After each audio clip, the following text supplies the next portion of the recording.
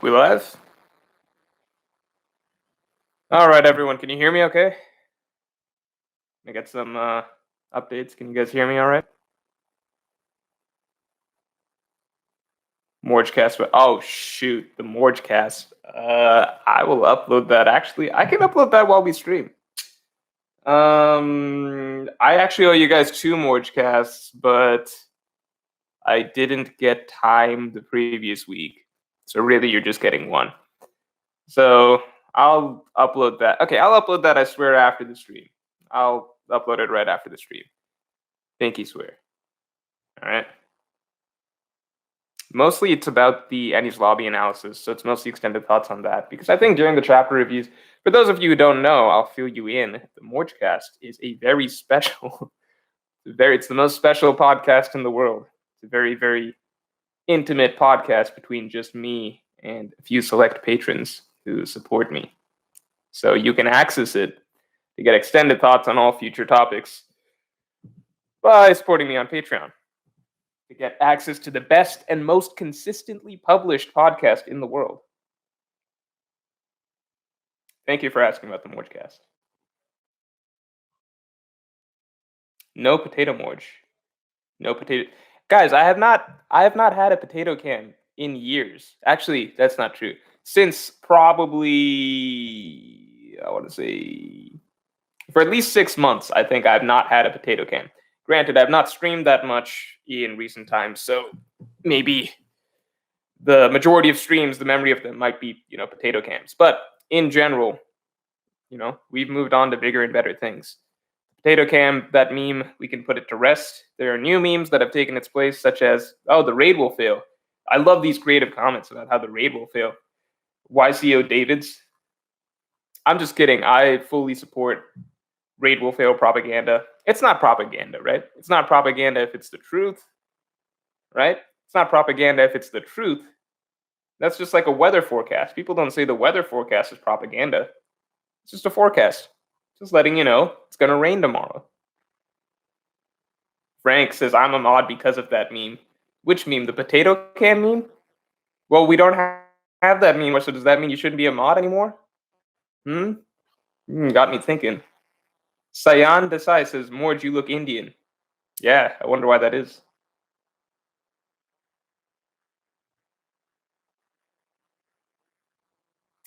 All right, let's take a look at what people are saying.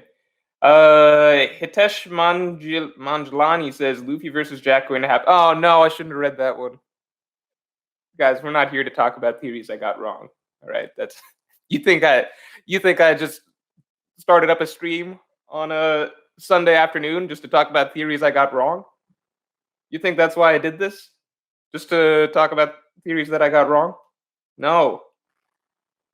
We are quietly celebrating a theory that went right, which was that Wano is about Conqueror's Haki. And we're talking about, just general cool stuff because so many possibilities came out of this chapter. Where do we even begin? Let's take a look at the questions, right? Ronit D'Souza says, Yo, Morj, what are your plans for the future? I like to think he's asking about my personal life, but most likely he's asking about general YouTube stuff. If we're talking about personal life, hopefully I get to take a bit of a trip, kind of, enjoy the summer. Maybe, I'm almost fully vaccinated. I've got 1 vaccination done.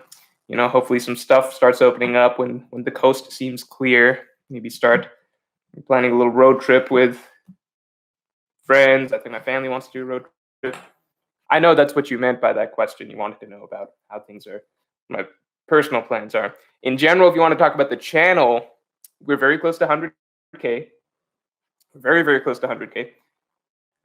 Excitingly close to 100K. I think that it can be hit this month. I am going to be pushing an incentive for it. I guess I can just tell you guys here. I'm going to drop a Zoro analysis video if we hit 100K. Zoro analysis video definitely coming at 100K. I've wanted to get into character analysis for a bit. I kind of gave a sort of I wanted to distance it a little bit from when Ohara was doing his. So I'm kind of checking, okay, Ohara's not really doing the strides anymore. He kind of is past that. He did those a while ago. Now it's time for me to do some because, it's just been a little bit. Ohara's moved on to other things. He's talking about Jujutsu Kaisen and stuff now, so I can squeeze in an analysis video. And Zoro's been getting so much shine. I think this would be a great time to give him an analysis video because I've got a lot I want to say. Lychee says Raid will fail, propaganda too strong. All right, guys. The Raid will fail propaganda. I don't want anyone to feel like I have misled them into believing that the Raid will fail if it ultimately does not turn out to fail. You know, I don't want anyone feeling like that. Obviously, it is true that I didn't. If the Raid doesn't fail, then obviously it will have been true that I misled a lot of you. I'm just saying I don't want you to feel like I misled you. The reality is that I did mislead you, but I just don't want to. I just don't want to have that on my conscience. So that most of you feel that this is something that you and your hearts feel is correct, and that I just nudged you in the right direction. But the reality is, if the Raid doesn't fail, it's because I misled you. Jin Mori 255. Thank you very much. Yo, Morj, I've working a little, but wanted to show you some support. Thank you. Keep up the great work. Thank you. I will do my best. Man, you have to work on. Well, I guess it's not a Sunday everywhere, and some people do have to work on Sundays. My roommate sometimes works on Sundays, but that's because he works on in the news. And the news never stops. Omar Gaskin. Hey, thanks a lot, man. Hey, Morj, how do you feel about Sanji? Last we saw, he was heading to Momo, right? What if his decision plays a role in their loss? Are you saying that Sanji, somehow something that Sanji does is the reason that the Raid fails? Because I think Sanji needs more of that. I assume that that's not what you meant, right? I assume you're not suggesting that, like, Sanji, on top of already, you know, being arguably at his lowest point reputation-wise in the entire story, on top of that, something the entire Raid fail. I'm just going to assume that that's not what the question is. So how do I generally feel about Sanji right now? I think that Sanji is probably going to get a big moment coming up soon. I don't think that he's going to make the entire Raid fail. I think Sanji's going to get a big moment soon because I think Oda is aware that Sanji, you know, Oda definitely played up that moment between when Sanji was at the crossroads trying to decide, should I go here, should I go there? Oda definitely played up that moment, so I think he does have a surprise coming for us. I think it's very possible. I'm not going to say he's not going to Momo. We know that he didn't go to the Scabbards, but I'm going to say that it's possible that he just landed on some alternate, you know, door number 1, door number 2. Okay, the place I'm most useful might actually be door number 3, and that might be something that we haven't thought of or seen yet. So let's wait and see. I just think that there's going to be a good Sanji moment around the corner. So I'm looking forward to that. Mike, thank you very much. The teapot has conquerors hockey. That's the real reason it didn't show up. It would have swayed the battle too drastically if the teapot had shown up, because it is most likely one of the strongest characters in One Piece. You know, when Kaido saw those silhouettes of, like, you know, Roger, Odin, Shanks, those guys in the background behind Luffy, one of those was actually Thomas Teapot in disguise. Let's see.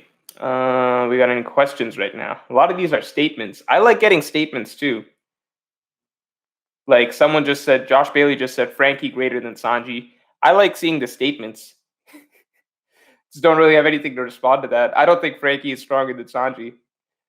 Zoro D Jr. says, Woro, Woro, Woro, Woro, Woro. Yeah, Zoro fans, how are you? Tell me, how are you Zoro fans feeling right now? I saw some Zoro fans disappointed somehow. I can't possibly imagine being a Zoro fan and being disappointed this arc by anything. What do you have to be disappointed about?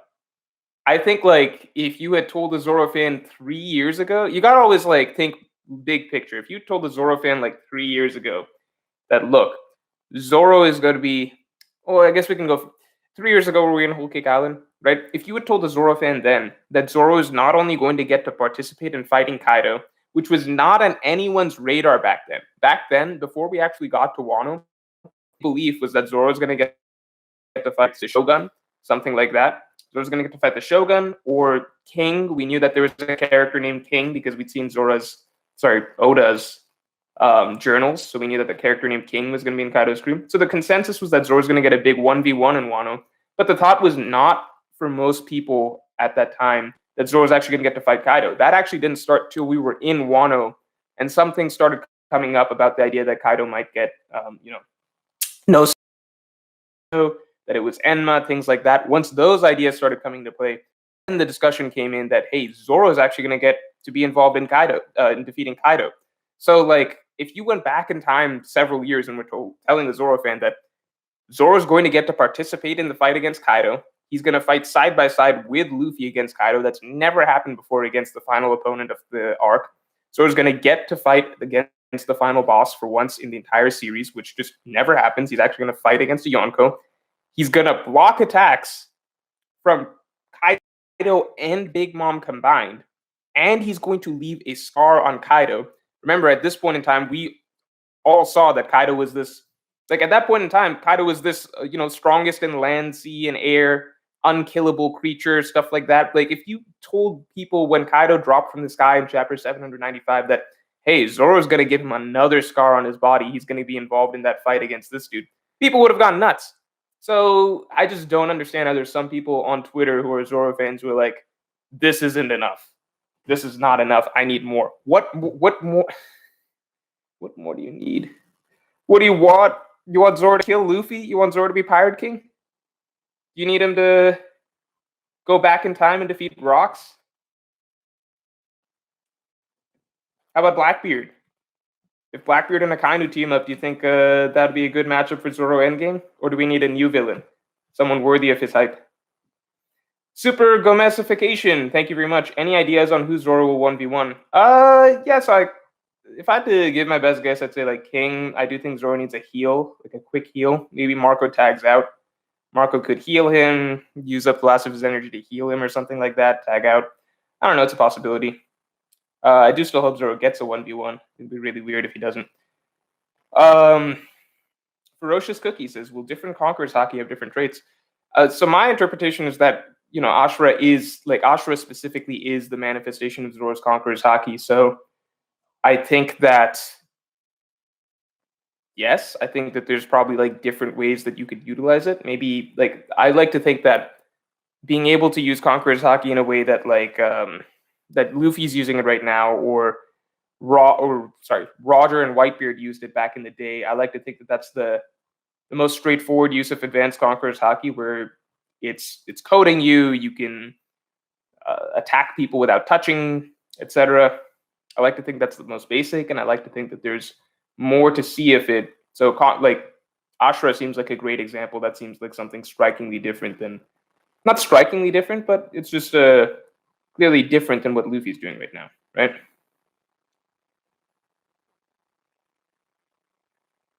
A lot of Lanji comments coming out. Guys, just, I guess I can't stop the Lanji comments. Hopefully Sanji gets something that makes him not look, terrible at this point in comparison to Zoro. But it's just hard, because at this point, Zoro has surpassed most people's wildest imaginations. Oh, James Halder with a great question. Who's making it out of the East in the NBA? What I would like to see is the Sixers. What I will actually end up seeing is, unfortunately, the Nets. Nets. I don't even understand how the Nets exist. It's just such an absurd team. It just makes no sense. To me, it's it's very similar to those 2017 Warriors. It's just that those Warriors had more hype around them because, one, it was the first time we were seeing something like that happen. And two, that team had already done stuff before Kevin Durant arrived. So it was already a championship caliber team. It was already 73-9. Like, it was already in contention for one of the best teams of all time, and then they added Kevin Durant. But the reality is, if you look at the Nets right now, on paper, they're one of the best teams of all time, and for all we know, we might be looking at the best team of all time. Anyway, Swinkle Todd, thank you very much. Are you and O'Hara still doing the Wano report? If so, any idea on when the next episode will drop?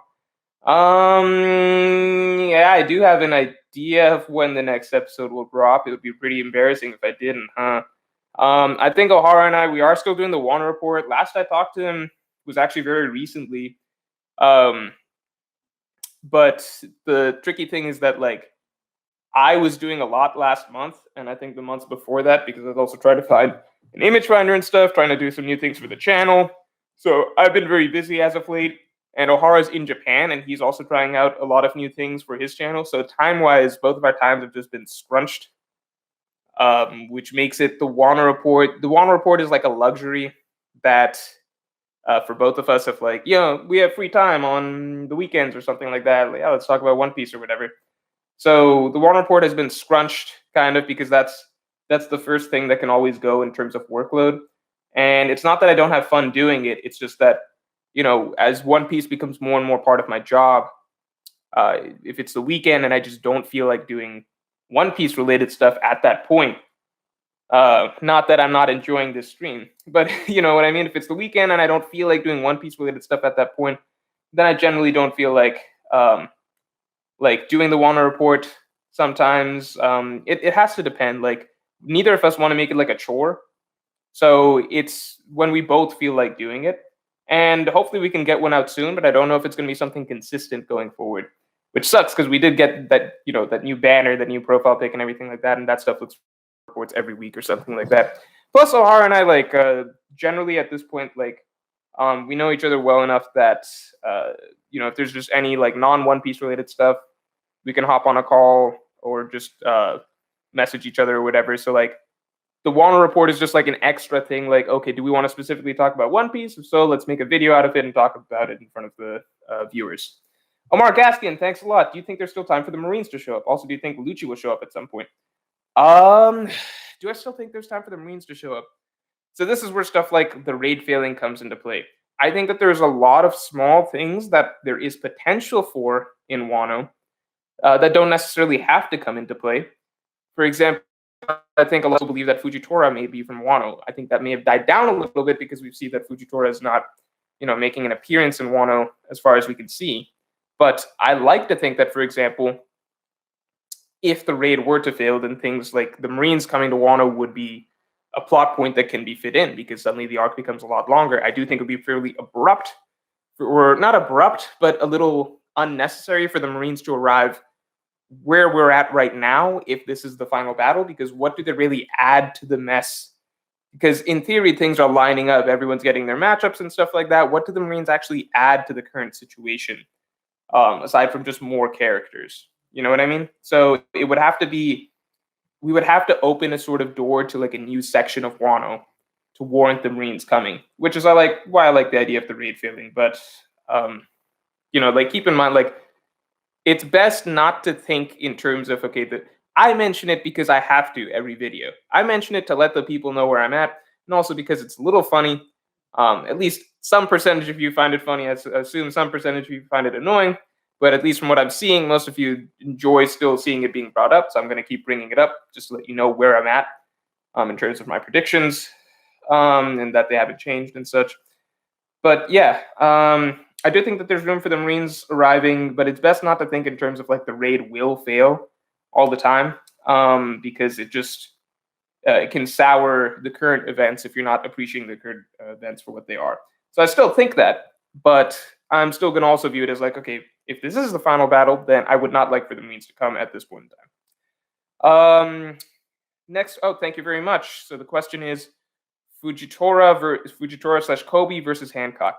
I'm going to take Kobe out of that equation because I don't think Kobe will be heavily involved in the defeat of Hancock, but I might be totally wrong. I think people might be overestimating how much stronger Kobe got over the time skip. So I personally don't think that he's at that level where he would be a factor against someone like Hancock. Also, he really just shouldn't, certain characters, Hancock's ability should just work on them automatically. So there's no reason that Kobe shouldn't be immediately turned to stone against Hancock. Right? There's just no reason. So I just don't see him being a factor in that. But I do think we'll get to see Kobe in action during that phase. So point being, what was I saying? I think Fujitora will be the perfect matchup for Hancock just because Fujitora is blind. Nothing she can do can affect him. So the fact that Fujitora is blind, I think it'll be basically an easy way to say, okay, Hancock loses without Hancock fans feeling too bad, because even though she should lose against an Admiral, just losing to Fujitora, I think you especially can't feel bad because it's the perfect counter to her. Garp 05, thank you very much. How can Zoro fight King? Will he fly now? I hope we don't see Zoro flying. I definitely hope we don't see Zoro flying. But I do think that, if he fights King, it might be more like King diving at him, something like that, and Zoro having to counter. That is actually hard to imagine how exactly those fights will go. But it's doable, I'm sure. Maybe a lot of long-range attacks from Zoro, maybe a lot of like one-off clashes or something like that, with King diving at him, Zoro countering with a strike, then King diving at him again. Maybe that makes for a repetitive fight. I don't know, it's hard to think, but I like to think that there's a good fight in there somewhere. Silvers, good to see you, man. Thank you very much. Roses are red. ZKK has packed it. Zoro scarring Kaido is anticlimactic. No, Silver. No, come on. All right. Wait, I assume you're just memeing, right? You don't think Zoro scarring Kaido is anticlimactic? That was the best Zoro's gonna get, guys. Like, you don't need that much more than that. Good to see ZKK is dead. Davey993, thank you very much. Almost 100k subs. Congratulations. Thank you very much. Anyone who's here who's unsubscribed, you can fix that right now. Make it a little bit closer to 100k. But yeah, thank you very much. I'm excited to hit 100k. You get like a plaque. I have wanted that plaque. I think the plaque will be cool. I'll definitely show it off in a video. Steak Bentley, thank you very much. Teapot Gang, never say die. Oh no, the teapot's never going away. That's okay. It's part of the history of this channel. You have to pay attention to your history, otherwise you're doomed to repeat it, right? That's what they say. That's what, if I've learned anything from One Piece, that's what I've learned. Oh, shit. Chat's frozen. Don't freeze. Okay, there we go. Ectoplasticity. Would you prefer Conqueror's Color of Conqueror's imbuement works against anyone or just other Conquerors? Oh, no, against anyone. I would much prefer it works against anyone because that makes it a more useful ability. Right? Imagine if Luffy just can't use his best ability against Blackbeard because Blackbeard doesn't have Conquerors. I mean, Blackbeard might have Conquerors, but I'm saying imagine if that was the case. It might, we don't know yet. I like to think you might. Don Pro, thank you very much. Hey, Morj, huge fan. Thank you very much. Any thoughts on chapter 139 of Attack on Titan? And if not, how would you feel if OP had an ending you hate? Do you think would sour your taste, or is One Piece already a masterpiece? So no need for me to say spoilers here because I have not read Attack on Titan chapter 139. I left off with Attack on Titan. I want to say I stopped reading it, with the intent to catch up. I did stop reading it. I want to say around the point where season 4 of the anime started. So if you guys know roughly what those episodes were, that was roughly where I had stopped reading Attack on Titan in the manga, with the mentality that, okay, I'm going to catch up over the course of the anime, but then I kind of just didn't get around to it. And then I found out that the anime also has another half to the season coming out. So I'm just like, okay, I'm really pushing this one off. And just in general, seeing the reaction to chapter 139, I understand a lot of people saying that, oh, it's a way better than, like, it's actually a good ending. Some people are saying it's good. I know that there's a lot of controversy around it, but it does overall just discourage me from feeling like reading it. Because I'm like, okay, even if I've thought it was like a fine ending, I do value how a series ends a lot. So if it's just like a fine ending at the end of the day, then I'm not particularly motivated to read the rest of it. That's basically it. Marshall D. Jake, what happened to the Wano report? So I discussed this a little bit earlier. I'll just quickly touch on it again. Har and I are short on time these days. We do want to do Wano reports again, but probably less consistently, and that's just going to be the case. So don't imagine weekly Wano reports, probably, but maybe something semi-regular. H20X, thank you very much. You can definitely feel free to ask any question, but I appreciate you just supporting the sport. Paul Burton, thanks a lot. Kobe is secretly in Sword, no? Yes, Kobe is secretly in Sword. Was that not confirmed in that chapter? If you found out Hancock was friends with Luffy, do you think he will pull some funny business and recruit her or let her go? I don't know if that falls on Kobe's shoulders because Hancock is one of the most wanted pirates in the world. Not necessarily by her current bounty, but, and such. Like, she's a Shichibuka. I don't know if Kobe wanting to recruit her will change things that much. David Montgomery, do you think what's going on with Vivi and Sabo are related? Also, do you think either of them are currently dead? I think neither of them are dead. I don't know if the events that are happening with them are related, but I do think that they're going to lead to something similar, which is that I do think that the fact that a lot of characters that Luffy personally cares about, so meaning the Hancock, Vivi, and Sabo, like some quote that Oda made recently makes me think that all of these things might connect in some way. the simplest, most straightforward route that I wouldn't necessarily like, but I would understand why Oda does it, is using those three as a new sort of incentive for Luffy to ultimately go against the world government. I could definitely imagine Oda doing something like that. So stack up three characters that Luffy has prior attached to and use them as the incentive to go against the world government. Whether or not that is ultimately the case remains to be seen. But I think that, so I don't think what's happening to them, I think it's all separate. But I think the end result of maybe all of them being held captive or something could lead to one storyline where Luffy has some sort of personal incentive to go against the world government. Okay, Katsu Imagician. I gotta slow down, holy shit. Katsu Magician. No one noticed Marco left Perispera and King to help Chopper with Queen. Help Chopper with Queen. Betting King got countered by Sanji and maybe Carrot returned to stop Perispera. King fighting Sanji would be a really interesting twist. I don't know if anybody... I mean, I know people were talking about that when Sanji blocked King during the Momo incident, but I don't know if... I did not... the matchup for Sanji to start, just because Sanji never really fights the... Actually, fun fact, according to Vivre cards, depending on how much you buy into them, Sanji did once fight the second in command, which was in the Arlong Park arc, when he fought Kurobi, who is actually the vice captain of the Arlong Pirates. If I might be right on that, I'm fairly sure I am. Someone fact check me. So I think that would be cool for him. But then I still want Zoro to get a good 1v1. So that's up in the air. Omar Gaskin, thanks a lot. Again, do you have any idea when you'll be posting stuff on your other channel like Chainsaw/Finland? That's a discussion, isn't it? That's a discussion. Chainsaw, Vinland. I want to do Chainsaw Man. I want to do Vinland Saga. I want to do Berserk. So there's so many things I want to do, and then only so much time in the world, right? So many things I want to do, only so much time. The solution, this is going to be something you guys are seeing a little bit down the road. It's going to be most likely next month. I think towards the end of next month, so towards the end of May. I am working on something at the moment, essentially a branch off. I'm working on something, I'd say it's kind of major. I'm putting a good amount of time into it. This is going to be fairly huge. But it's something that, let's see if you guys like it. I do think it'll be something that a lot of you all enjoy, but I'm just not going to go into it any further here. The fact is that I can't do everything I want to do. So I would look to cover a lot of manga.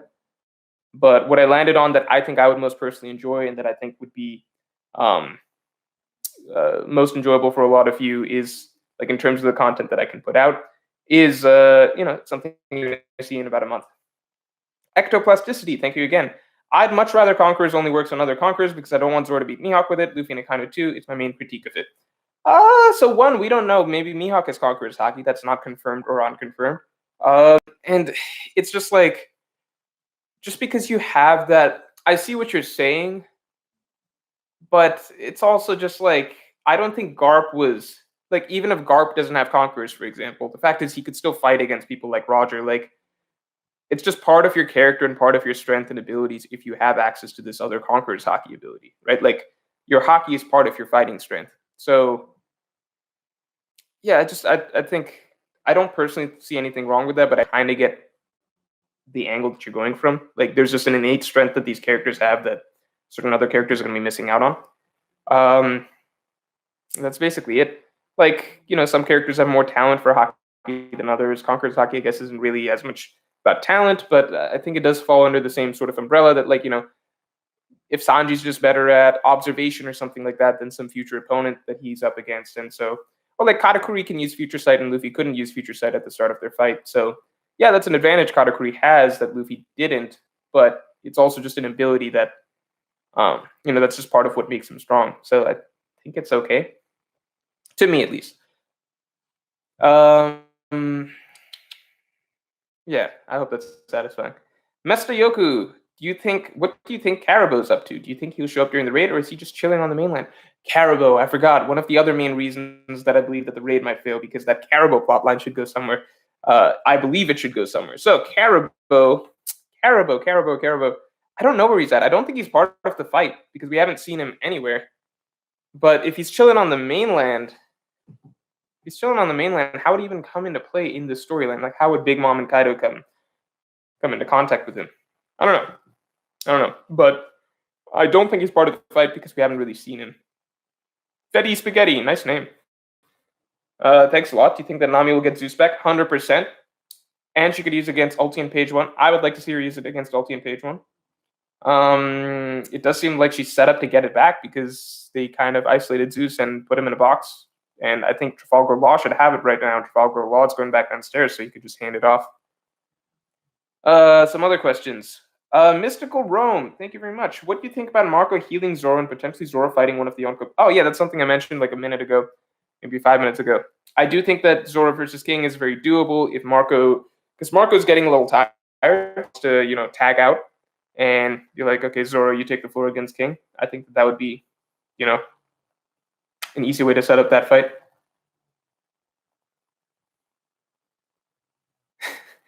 Some people are just, Brook is just spamming One Piece is the best. Not the worst thing to spam. Nothing wrong with spamming a little truth into the chat. Killian Mirren says, do you think Law will die in Wano? I think Law could die in Wano. I definitely think Law could die in Wano. Law is a very killable character at this point in time. I think Law could die in Wano. Law even mentioned my plan didn't hinge on anyone dying, something along those lines. I do think that, kind of just talking about dying or people dying, they could view that as a death flag in some sense. Law, I would like to see him a little more focus on him just before he dies, because as it is right now, actually, I think it'd be fine. If Law died, it would just be a cool moment. He gets like a full chapter or something like that devoted to him, because he's a big enough character. Like it would be the same way Ace got a full chapter devoted to his death. I think Law's a big enough character. Law's a bigger character than Ace. It just doesn't feel like that. You know what I mean? Because Law has been in the story and all right. Sorry about that. We all good?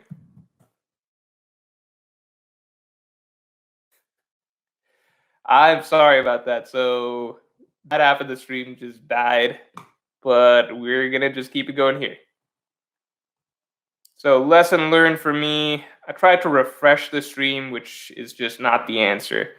That's because I don't stream regularly enough to know that I should not do certain things during a stream.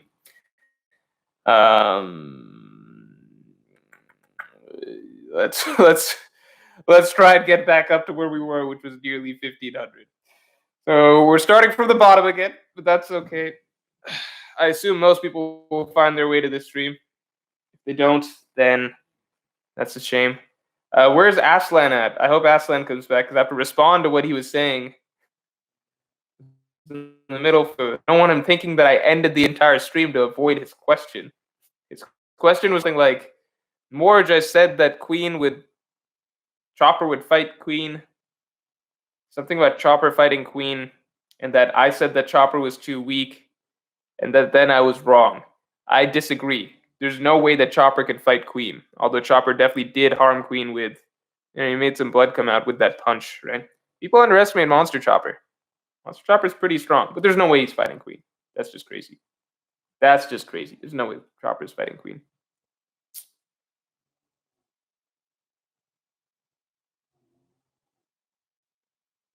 Oh my god. Yeah, this stream ended in failure.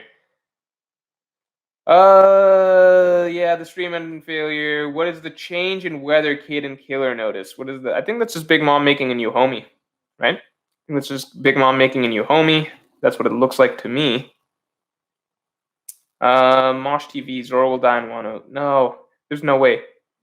Sumi says I was talking about Law. No, I wasn't talking about Law. I was answering Aslan's question. Pretty sure.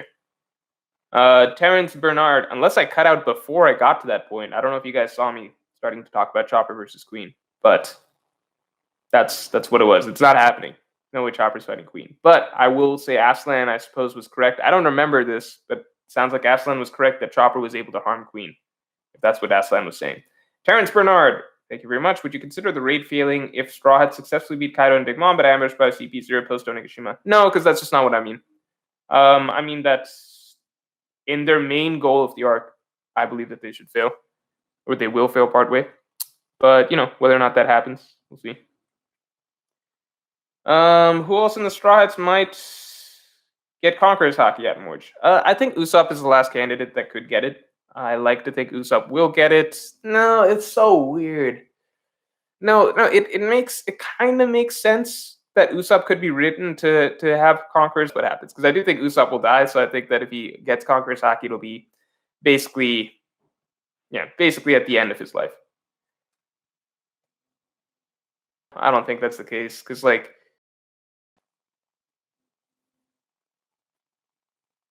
my God, is my connection unstable again? No, I guess we're fine. Okay, new note to self for me. If my connection ever becomes a little shaky, then the answer is not to refresh the stream ever. The sad thing is that I learned this at 1.2 because I accidentally ended another stream early by like refreshing the stream. But that time, I guess when it happened this time, I was kind of just like, oh, what if it worked this time if I refreshed it? And last time was just some weird fluke. The answer is no, just never refresh the stream, ever. Yeah, I do think that Usopp is going to die at some point. King is Admiral level. I got proof, says Mosh TV. Morji, what your toucan anime? What the hell does that even mean? What kind of question is that? Who are you? All right, we got to slow down. This man Wi-Fi is from the Void Century. Listen, this Wi-Fi, I have no defense for it, actually. It was pretty bad, wasn't it? I did have to end an entire stream and started from... Now we're at 500 viewers. You know what's crazy? So, like, you kind of just... You don't appreciate things once you start getting better things. I mean, okay, this isn't crazy. This is nothing revolutionary or anything like that I'm sharing. But I'm just sharing from my personal point of view. Back when I, like, let's say a year ago, if I had a stream with, like, 500 viewers, I would have been like, oh, this is great. What a great stream. This is very successful. I have 500 viewers. The fact that, 10 minutes ago, I was at about 1,400, verging on 1,500 viewers. And then suddenly now we're back at 500 viewers. I'm like, man, that's the drop-off was bad. But in reality, it's really good from the past me's point of view. So it's just, don't appreciate what you have once you start getting more. It's very sad. It's just the way life is. Arvin Pendragon, thank you very much. Zoro's attack wasn't Conqueror's Haki. His attack didn't have the Black Lightning. I think it was an extreme high-tier Conqueror's armament to compete with Conquerors, and it's guard Kaido. That's a theory, but like I get where you're coming from, but Kaido said it's Conquerors. I think we just, at the moment, just go with the default assumption, simplest assumption, that Zoro does have Conquerors, and what he used was Conquerors, and that's what Oda's trying to tell us. And then if later on it's expanded on that Zoro doesn't have Conquerors and that it was actually just advanced armament, then we go with that new solution or new explanation. But at the moment, just go with the default of what we're being told. Right? I don't think we have a strong reason to believe that it's not Conquerors. Unknown Joker says, will the raid fail? Oh boy, my favorite question. I like to think it will. That's where we're at. I still think it will, just because of there's too many small things, and just the way the story is playing out, it just feels like this is a moment that the raid should fail. But I'm just tired of going into the reasons for it. I've done like 3 videos on it at this point, right? 3 videos on it at this point. I mention it every chapter review. I'm tired of going into the reasons for it. I'm just going to let it happen or not happen. I'm going to wait till the end of Act 3. And then if it doesn't happen by the end of Act 3, it's just not going to happen. Because if it's going to happen, it's going to happen in the end of Act 3. I have heard some people say that, well, what if Wano's just a 3-act play, and actually this whole Act 3 is going to be everything till the end of Wano. Like, this is just the final battle, and it's just going to play out over the course of the entirety of Act 3. If that's the case, then I guess we're waiting till the end of Wano, for me to determine if the raid's a failure or not. But I still believe it's a 5-act play, and we'll just see at the end of Act 3 if it fails or not. Robbie AQW says, do you think next chapter will be another rooftop chapter? I would love next chapter to be another rooftop chapter. I would love to see more of this, but it's tricky because there's 2 ways to look at it, right? So let's say this is the final battle. If this is the final battle, no matter what, Oda will always do it like this, where Luffy's fight will be the final fight. Everybody else's fights will go gotta go through them. We'll go through Nami, Usopp, Chopper, Frankie, Robin, Sanji, Zoro,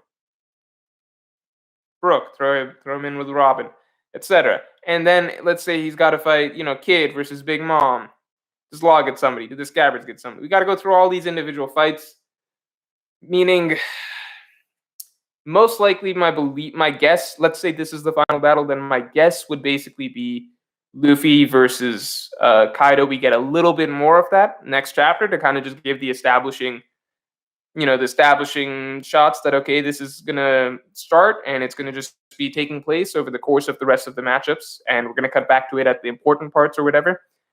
And my guess would basically be we just get a glimpse of that. Zoro and Trafalgar Law go downstairs and such. We get a glimpse of that. And from there on, we're essentially going to be going through the other matchups first and then getting back to Luffy and Kaido. So, like, best case scenario, if this is the final battle, if you go back and look at the other Straw Hats fights historically, it's usually about 2 to 3 chapters long for their important 1v1 fights. I like to think that Oda will keep that up and not just scrunch their fights into like a single chapter or something like that. So if it's something like that, then that's like 2.5 chapters times, I don't know how many Straw Hats are getting fights. It's just a while, all right? We're going to be like, I don't know, 2.5 chapters plus like little in-between setup moments or transition moments and stuff like that. So add some more chapters in, probably like 20 chapters away from Luffy versus Kaido if this is the final battle. If the raid is set to fail, then my belief is that soon we will see Luffy getting some hits in on Kaido and kind of seeming to be doing pretty well. Then Kaido will get a flashback. Kaido comes out of the flashback, possibly in awakened form, just goes off, ends Luffy's hopes. Hopefully the rest of his crew also activates their awakened modes or whatever, because we still haven't seen that. And then hopefully we just see the Straw Hats lose. That's the goal. Anubhav Nair, thank you very much. Good to see you. BM's Big Mom said she didn't have souls to waste on Marco, which means she has a finite source. If she makes another crazy homie, could it weaken her? That's a really good point. I'd completely forgotten about that comment. So if Big Mom is trying to make another homie out of the clouds above, then where is she getting that extra homie from? What if she killed Napoleon off? No, I don't know if that works. Killed Napoleon off and made him into a new thing?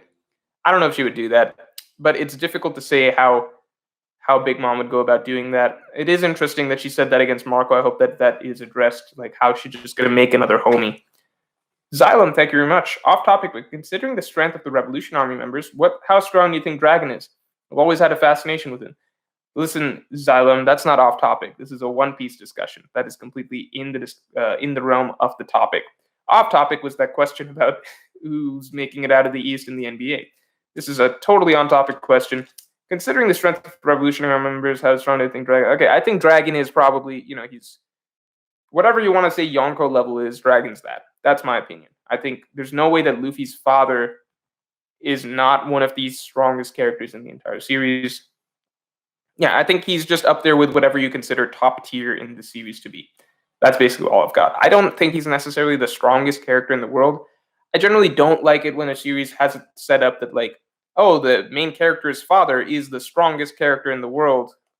I mean, I don't dislike it, but it's just like such a played out thing. It just makes it seem like too set up for the main character to just become the next strongest character. I like the fact that Luffy comes from a strong lineage. So Dragon, so Garp, but neither of them were ever the strongest characters in the world. So it just says that Luffy is following in a train of very strong characters, but it's not as though he has to fill the shoes of those strongest characters. Not to say he won't become the strongest character in the world. I personally think he will, but it's not as though it's like preset that, okay, your grandpa was number one, your dad was number one, now you're going to be like, it's just a little different. I like the fact that they both seem to be. If I had to guess, Garp was probably like top 5 strongest in the world when he was in his prime. Dragon was probably top 5 right now or something like that. So I like the fact that it's just in that ballpark. Broly Savage, thanks a lot. Likelihood of Blackbeard in Wano. I think it's very possible. I don't know if that's where Blackbeard. See, we know that Blackbeard was jetting off somewhere in the in between Act 2 and Act 3. So Blackbeard was off to somewhere. Whether or not it was Wano, I don't think so, but I think by the end of Wano, he may circle around to pick up a devil fruit or two. There are some juicy zone devil fruits sitting there in Wano. I don't know if, for a while I was wondering if Blackbeard would get Kaido's dragon devil fruit, but the reality is that I would rather not see Luffy fight a dragon devil fruit user multiple times in the story. It would be a little played out to me. Alex Hill, are you happy with the fight artistry? E.g., would you be happy with Luffy and all future opponents never touching? Alex Hill, that is a great question because it is something I never. Okay, I did not actually consider the implications of this when the chapter came out. That the fact that they are not touching, the new attacks don't require actual physical contact implies that from here on out, all battles will basically be non-con. It's like fighting is no longer a contact sport in One Piece. That will be really, really weird. It will just be auras touching each other, just bouncing off each other. That's really weird. That's a weird thing to think about. I don't know. I had not considered it like that. Or the implications of that. The good news, what I like, is that it means that we will always know when Luffy is using Advanced Conqueror's Haki.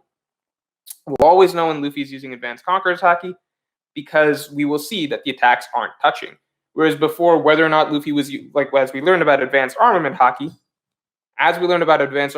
what we were told was that, okay, it has this new effect and that it damages from the inside, but we weren't actually always able to tell that Luffy is using it or not. It was only if he was able to damage Kaido that we know, okay, Luffy used Advanced Armament Haki. But I remember as Onigashima started, let's say Luffy was fighting Ulti or page 1, there were lots of top like questions and stuff coming up of like, oh, did Luffy use Advanced Armament this time? I think he used it this time because they post some evidence and such. With Advanced Conquerors, there's no question.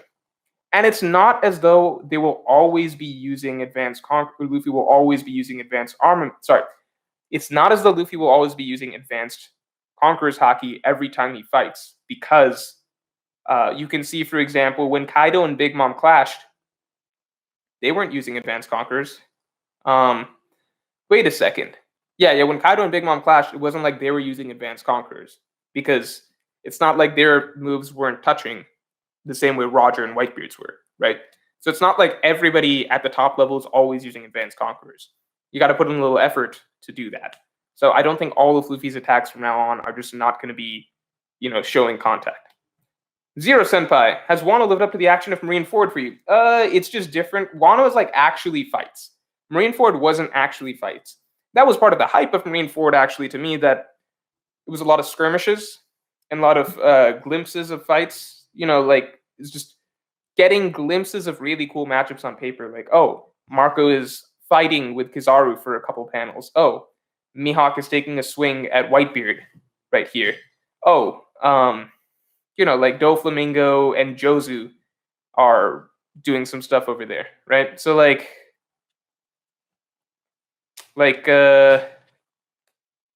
it's just different. Like Marineford was all the hype that was on paper of what we were seeing. Whereas this is actual battles. Like the entire rooftop sequence, there's actual moves and everything like that are being named. There's sequences that are being played out in full. It's just different. This is probably the most, in terms of a prolonged high-level battle in One Piece, this is it. This is the most extended high-level top-tier battle that we've had in One Piece, with like two Yonko fighting and everything like that. Like even Whitebeard versus Akainu, we mostly got that in bits and pieces and random panels throughout the Marineford arc. And then their final little confrontation, it was only a page and a half. That wasn't like a full extended battle. Do you think every top tier should have conquerors? Personally, I think they should and should be possible to be at, and should be possible. I don't think they should, and it should be possible to be at that level without it. Yes, I agree. I think that it shouldn't be necessary to get to that level without conquerors. I think, for example, it's very possible that Garp does not have conquerors haki. I wouldn't be surprised if Garp does, but I'm saying, like, I wouldn't be surprised if he doesn't. I wouldn't be surprised if Mihawk doesn't. But I think you could just as easily maybe get your armament to a level that's, just right up there, or your observation and armament to a level that's like right up there. So I don't think it should be a prerequisite or anything. Russ the Kid, thank you very much. Do you believe that while Kaido fights Luffy, Kid fights Big Mom in the sky while using his scrap metal to float in the sky, and that continues the Luffy and Kid parallels? I have a video coming out this week on the Kid. All right, so I don't know what happens here. What happens to the old stream? Is it still live? There's no way it's still live. Let me check.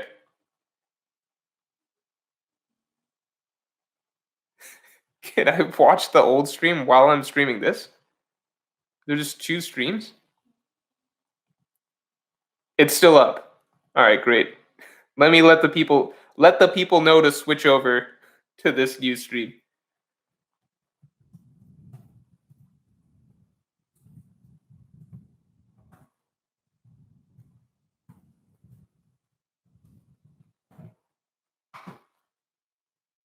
All right, new stream. All right. Let me make sure I end this old stream because it's probably going to be pretty confusing. This is the third chapter 1010 stream I've had in the last, I don't know, hour and a half. Hour. I've only been streaming for an hour, but I've gone through 3 streams at this point. That's not professional. That's fine though. It's private. How do I end this stream? I just want to end this one. End it. Somehow, no, just end it. All right. All right. These things happen. Not to most streamers, but to me, these things do happen. Let me look at a One Piece question while I'm trying to end this. Back in action. Yes, we are. Coat your stream in Conquerors Hockey. Well, then you guys wouldn't be able to watch it. That'd create some distance, you know? It'd be a no contact stream. Do you think Zoro's bound? Amaru Sawada says, do you think Zoro's bounty will be up to 1 billion berry after Wano? 100%. Yes. People didn't buy this, but I predicted huge bounty predictions towards the start of Wano. Go to Mugiwara Matt B's old streams, something called, I believe he called it a Captain's Cabin stream, where he talks about, what do you think the bounties are going to be after Wano? I went out and I said, like, Luffy's is going to be over 3 billion berries, Zoro's is easily going to be over 1 billion berry. I said Sanji's might be close to the billion berry range, depending on who he fights. Because, like, you don't build up an arc of this size and then, like, not deliver on major, like, anytime a major event happens, the bounty change is only exciting if it's a major bounty change. Like if it's like what between Alabasta to what's the other one? Alabasta to Enies Lobby, Luffy's bounty tripled, right? Arlong Park to Alabasta, Luffy's bounty tripled, more than tripled, right? Dressrosa was kind of disappointing at the end of it because like Luffy just took down Doflamingo and his bounty went up 100 million. But then Oda knocked it, like, that was because we were leading up to Whole Cake Island where Luffy finally got like his really, really big fight and win against Katakuri. Like Doflamingo was a good fight, don't get me wrong, but like nobody's going to compare that to, the slugfest that was Luffy versus Katakuri. Like by far Luffy's most grueling 1v1 in the series up till that point.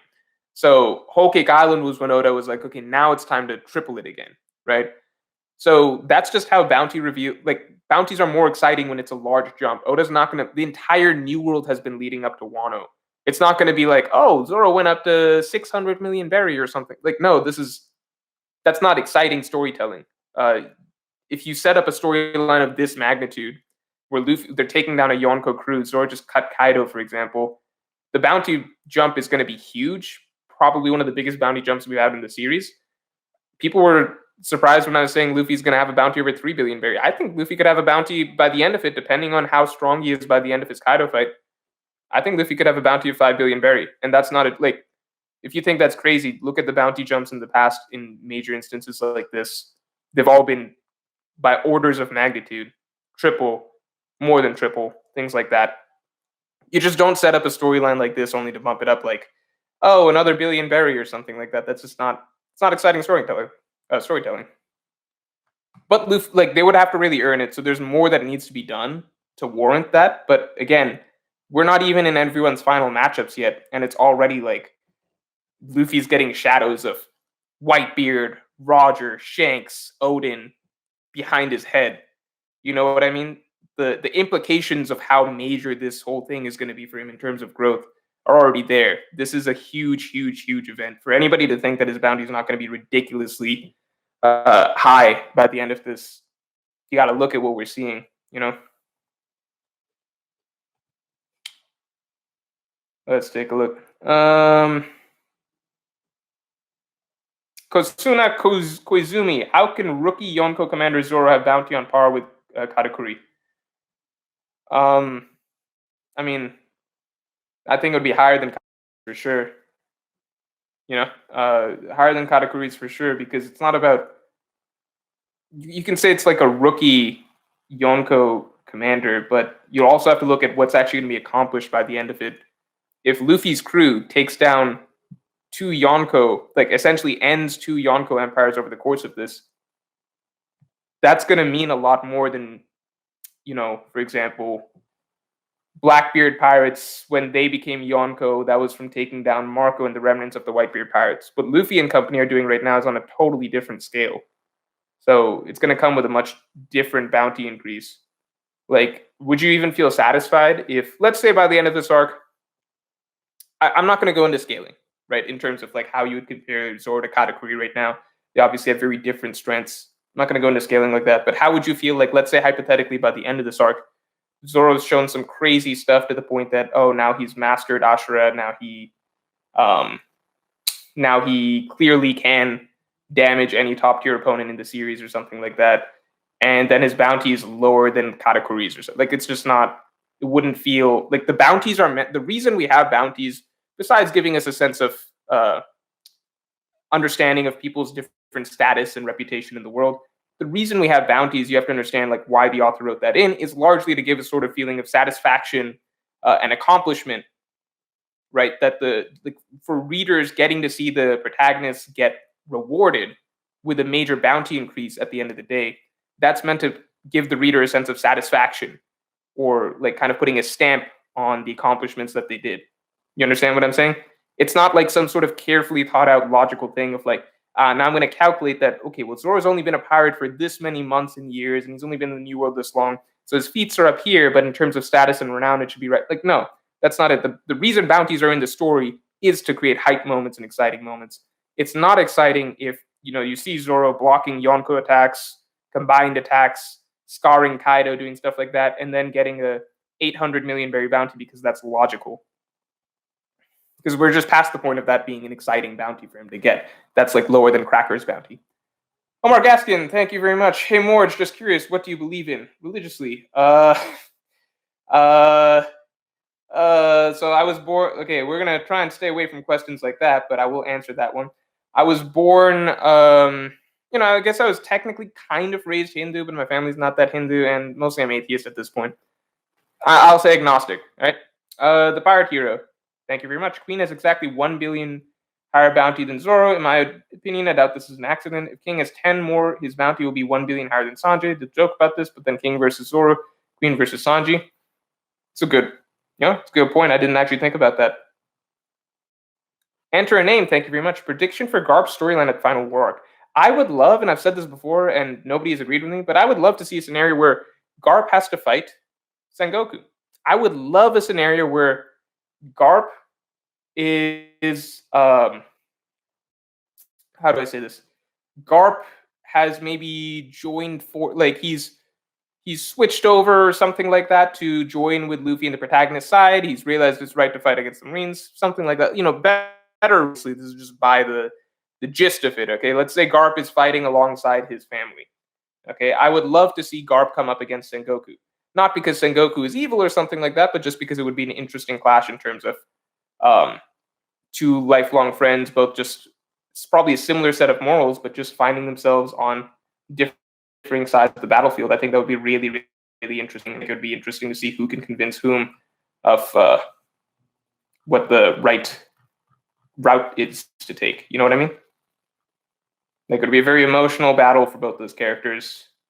I would love to see Sengoku have some sort of shift in mentality over the course of that. Brother fighting brother, classic stuff. Russ the Kid, you didn't finish my other stream question. I'm sorry, Russ the Kid. You don't have to donate again, but I don't actually remember what it was. Can you refresh me on that? I can try and remember, but my memory is now hazy on that. Adrian Vargas, thank you very much. Enter a name. Prediction for Garpster. Oh, we just covered that. Sebastian Hurley, thanks a lot. Do you think each Strahd will get a chapter title in reverse order of their disappearing on Civility Archipelago? Strahd, Luffy, then Devil Child, then Tanuki. Nami would be next. That would be cool. That would be really cool. So Zoro gets then. Okay, you're saying reverse order. Strahd, Luffy, then Devil Child, then Tanuki. So then Zoro would be last in that line. That would be really interesting. I would love that. Priya Singh, thank you very much. Do you think Nami will get Conqueror's Haki? The Black Lightning with her Climattact, stronger lightning she needs to defeat. And no, I don't think Conqueror's Haki is like candy that it's just going to be handed around to everyone. I don't think Nami is that type of character that would get Conqueror's Haki. Just doesn't. Like Zoro getting it was hotly debated for a while. I think we're like a ways away before like someone like Nami is in the conversation. So I missed a question here. Cersei DM, do you think a Sabo and Garp reunion scene will happen at some point? That could be a pretty emotional. So Sabo and Garp is tricky because I don't know how emotionally tied Garp was to Sabo. I think that'd be very interesting, but maybe I got to reread the ASO flashback. But I don't ever think that Garp and Sabo, like Garp, he helped train Sabo somewhat. I remember there's scenes of Garp, dealing out whoopings evenly to everyone who's there, including Sabo. I don't know if Garp, because Luffy's his actual grandson and Ace was Garp's adopted grandson. Sabo was never quite that. So for Garp, I imagine it's very possible Sabo is more so like very, very close and important friend to his two grandchildren, but I don't know what exactly that would mean. More than likely, it might stir up memories of Ace than anything, and I think that could be good. But maybe not Garp's emotional tie to Sabo himself specifically. Magdiel San Cesario. I think Garp and Dragon. That's the reunion that we're all really looking forward to, right? There's a lot that's going to happen there, hopefully. Magdiel Sensario theory: Joy Boy is the original D, and all the holders of the initial D are his direct descendants. BTW, love how you break down chapters and the story overall. Keep content coming. Thank you very much. I don't know if Joy Boy is the original D because it sounded like the D tribe were just generally a clan, and if they're generally a clan, Joy Boy was probably one of the last Ds because he was the one who was able to leave behind all of that legacy stuff. So I don't know if he's the one who started the whole D tribe. It sounded like they existed already and were going strong for a good period of time. That was what the ancient kingdom consisted of, in my opinion. Right? That's my understanding of how things went. MU, thank you. What will be the role of the Marine/World Government, Blackbeard, and Wano? Who is the lurking legend? Final showdown in the Flower Capital. Will Zoro get Yugen Kitetsu? That's like a lot of things. Let me try and speed round. Let's go through this. Role of Marine/World Government. If the raid fails, I would like for them to show up. If not, then I think they should stay out of it. I would prefer not to clutter it more. Blackbeard and Wano. I think it's very possible we might swoop in at the end to scoop up some devil fruits, but I would prefer he doesn't get a dragon devil fruit. Who is the lurking legend? I interpreted that as Rocks. But Rocks doesn't sound like he's lurking anymore. It sounds like he's dead. So maybe he was just introduced the concept of the lurking legend to us, that Rocks existed. Otherwise, I guess it's Kaido, but Kaido wasn't really lurking. We knew he was around. Final showdown in the Flower Capital. Yeah, if the Onigashima lands there, then that'd be great. Can get the showdown there. Will Zoro get Yugen Kitetsu? Yes, which is another reason I think that the raid might fail, because Zoro might have one of his swords broken by the end of this.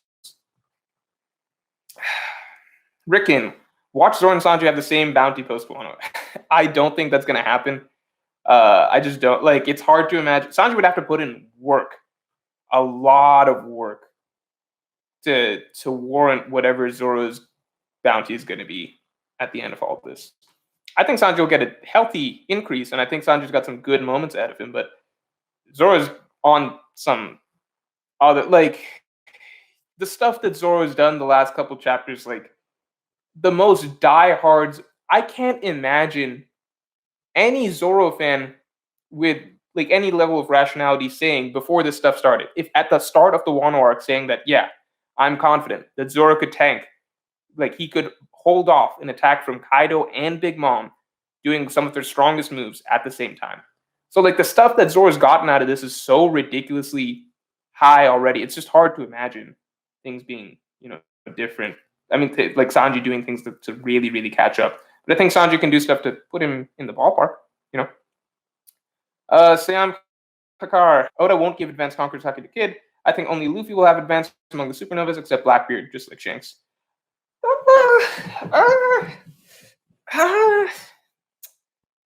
I think Oda is aware that Kid has not been getting a lot of shine recently. I would personally prefer it if Kid also gets Conqueror's Haki, like advanced Conqueror's Haki. I think it is deliberate that Kid has been not the most successful so far, and I do think that there is a lot of room for, essentially for Kid to get big moments of growth, big moments to stand out, etc. And I think showing Advanced Conquerors Hockey is one of the best ways that he can do it. You know what I mean? So I think that could just be a big moment that's in store for Kid. Brandon King, when do you think Green Bull will appear? Hopefully during the next act in between section. I think that's when Green Bull will be most likely to appear. So between Act 3 and Act 4. Bugatti, what is your opinion on the anime's missed opportunity of using filler arcs to better explore the use of bounty hunters to better justify bounties? That's not my issue with the anime. I think, my issue with the anime is that they don't cover the cover stories. So I don't expect anything of anime filler arcs. I have zero expectations of anime filler arcs. I would rather. I actually don't care whatsoever they do in anime filler arcs.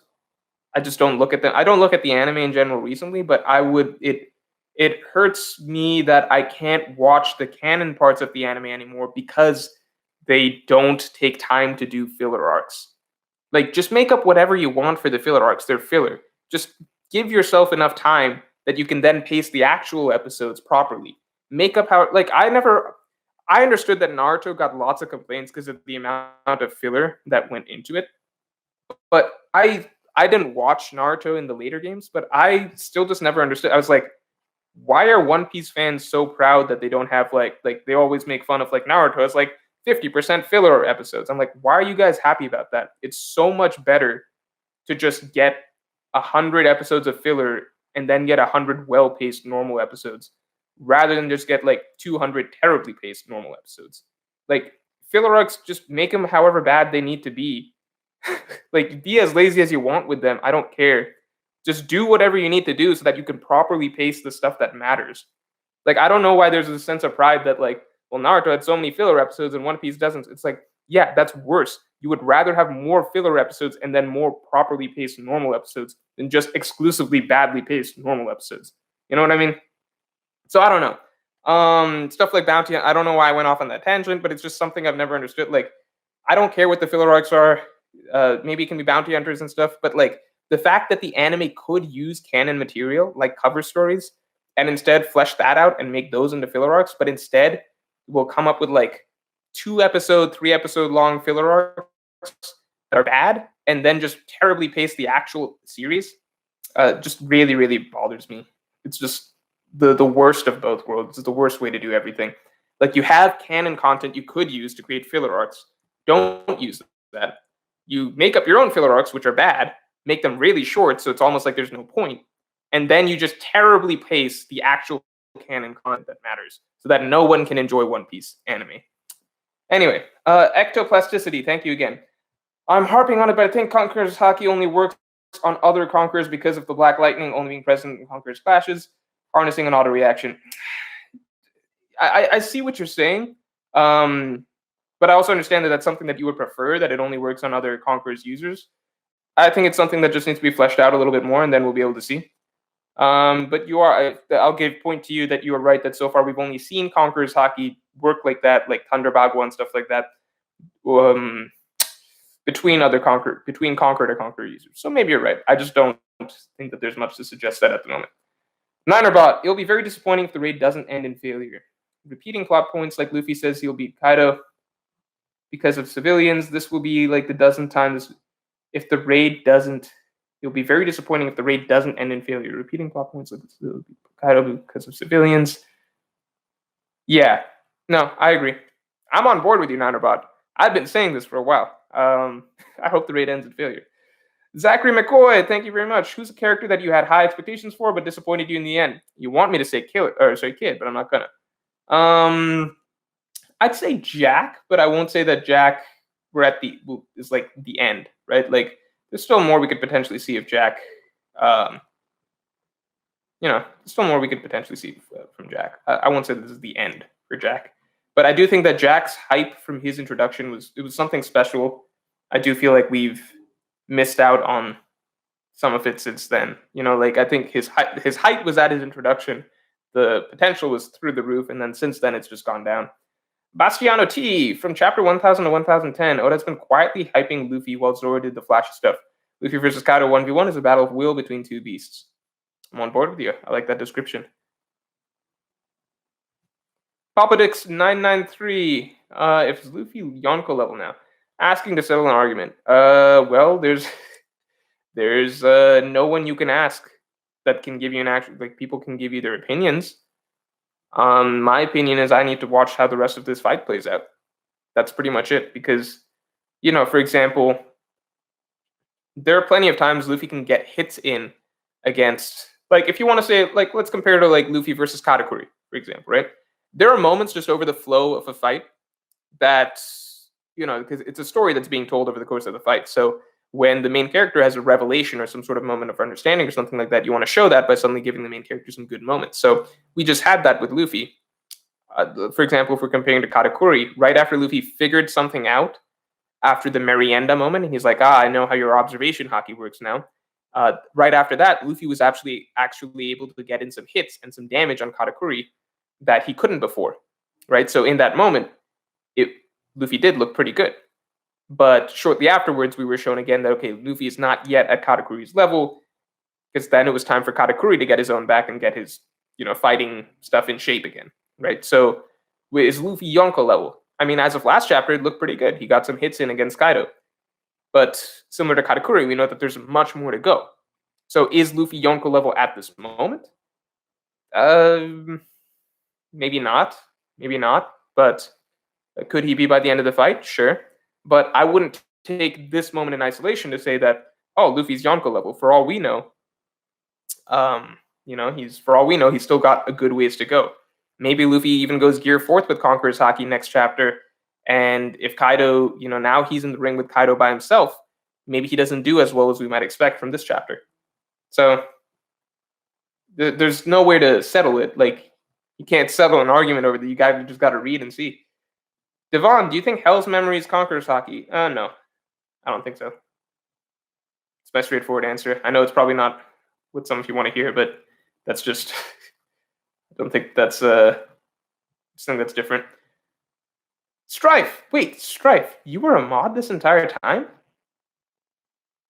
Strife, you were a mod? You never told me. Oh my god, when did I make you a mod? I didn't know I'd made you a mod. That's crazy. Alright. Yeah, thank you for telling people to stop spamming. King J says, what was the question Shanks asked Roger before Shanks cried? I don't know. I don't know. I have no idea. I have no idea what that question was. Anime Avenue HD says, not Killer dying, not Law. How about both die? I like them both to die. Wouldn't that be great? Both of them die? That'd be pretty cool. Skylar, Galusha, Blackbeard, if any, will get Marco's fruit, all 3 from Whitebeard Pirates. It's Zone, Kaido will get Marco's fruit. Okay, fun fact. So okay. Fun fact, if you go back through Reddit, I made a post a long while back about how I believe that the fruit that Blackbeard could very well get is the Phoenix Devil fruit. It was kind of some weak reasoning, because this was before I kind of just spent more time on bigger theories and stuff like that. I just thought it was a cool theory. I thought that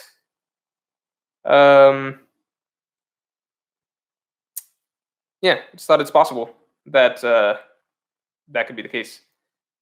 I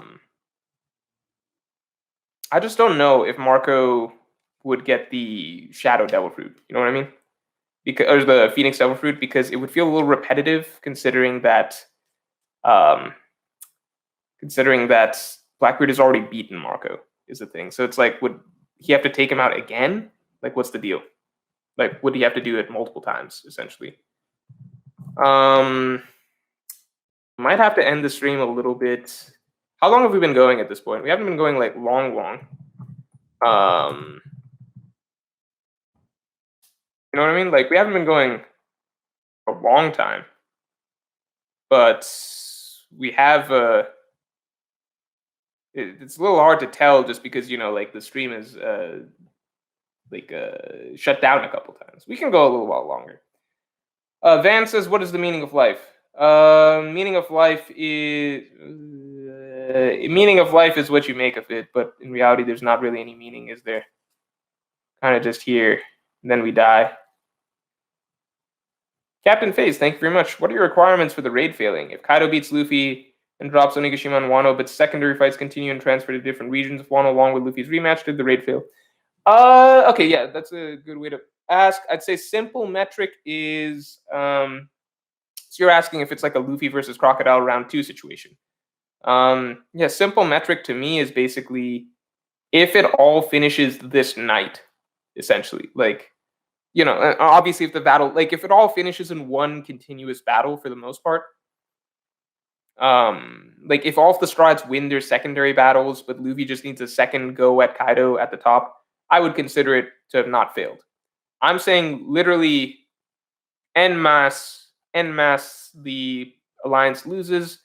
If they regroup and then beat them the next day or something, yeah, so I wouldn't even put one night as the main prerequisite. To me, it's just kind of just a overall defeat for the bulk of the alliance. Like Luffy just himself losing and then having to get back up, that's not really a thing. But I think we'll kind of know. Like I don't think there's that much gray area. Like if all of the Strides win their fights, and you know Luffy just he needs to get a second win and try again or something like that, but it's all in the same general sequence of events, I wouldn't consider it failing. Sorry, what was I? Shoot. Sometimes I scroll a little too far and then I've lost all the stuff. Omgaida big. Everybody wants somebody to die, but losses that they can only lose if somebody dies. Thoughts? They can only lose if somebody dies. Is that his new official translation statement? I don't think that's what he said, at least in the version that I read. In the version I read, it was like, if somebody dies for the plan, then it wasn't worth it. But it's also like, if nobody dies over this entire event, it's kind of like Law can say that, but you have so many characters that are also ready to die, such as all of the scabbards, and the stakes of this situation. It would be very strange if nobody died, in my opinion. Not the Sanji versus Zoro is only played for laughs. A cook good at fighting isn't equal to a guy who wants to be the strongest, although Sanji is a better character. I don't want to touch your comment. This just takes things to such a, just opens up such a weird debate. Like I've made videos and stuff on this Niner about you know, I don't think that Sanji is as strong as Zoro, but I definitely think, as I've said before, like there are clear points in the series that Oda implies that they're in the same ballpark or comparable, and then there's other times in the story that it doesn't seem that way. I think Oda personally just likes flip-flopping a little bit on that and keeping it vague. Sometimes it's like Zoro seems equal to Luffy. Like if you look at this rooftop section, it's like, oh, it feels like that. Other times it seems like Sanji is close to Zoro. I think Oda likes playing with that and kind of keeping up both sides of it. And I think he just enjoys moving things around a little bit. So I don't think that there's ever a static answer to. I never think that Sanji's like equal with Zoro. I never think that. But I definitely think that there's clear times you can point throughout the series and be like, well, they're getting comparable portrayal here. And I do think that Oda likes doing that at times, being like, okay, yeah, right now it's Sanji's time to shine. It's him and Zoro, and then Luffy ahead. But then other times Oda likes playing up like Luffy and his right-hand man, they're up ahead. They're like clear of the rest of the group. Just depends. Oda plays with things. Like the fact that this debate keeps coming up to me is just a very deliberate result of Oda trying to make it keep coming up. Joey Chardonnay. Hey Morj, love the recent Enies Lobby analysis. Thank you. I worked hard on that. Guys, I was very not disappointed, but the Enies Lobby analysis, it had me rethinking a few things because when I put it out, it initially did not do well at all. So initially it really was disappointing because I was in the mode of, okay, so like at this point, like a standard chapter review that I do doesn't gets more traction than an analysis video that I put a lot of time into. But then over time, it started just doing a lot better. So it's given me reignited belief that that analysis videos are healthy for the channel and are good for the channel, because that's something I always have to keep in mind, because sometimes they just bomb. Sometimes people just want more clickbaity stuff, and I don't want to have to keep doing that. I like doing the analysis videos, even though they're a lot of work. And I'm not saying like, oh, woe is me, I put out a video, I worked so hard and it didn't work. Like, it all sucks, but it does feel like sometimes like I would like I would like the things that I care more about to do better.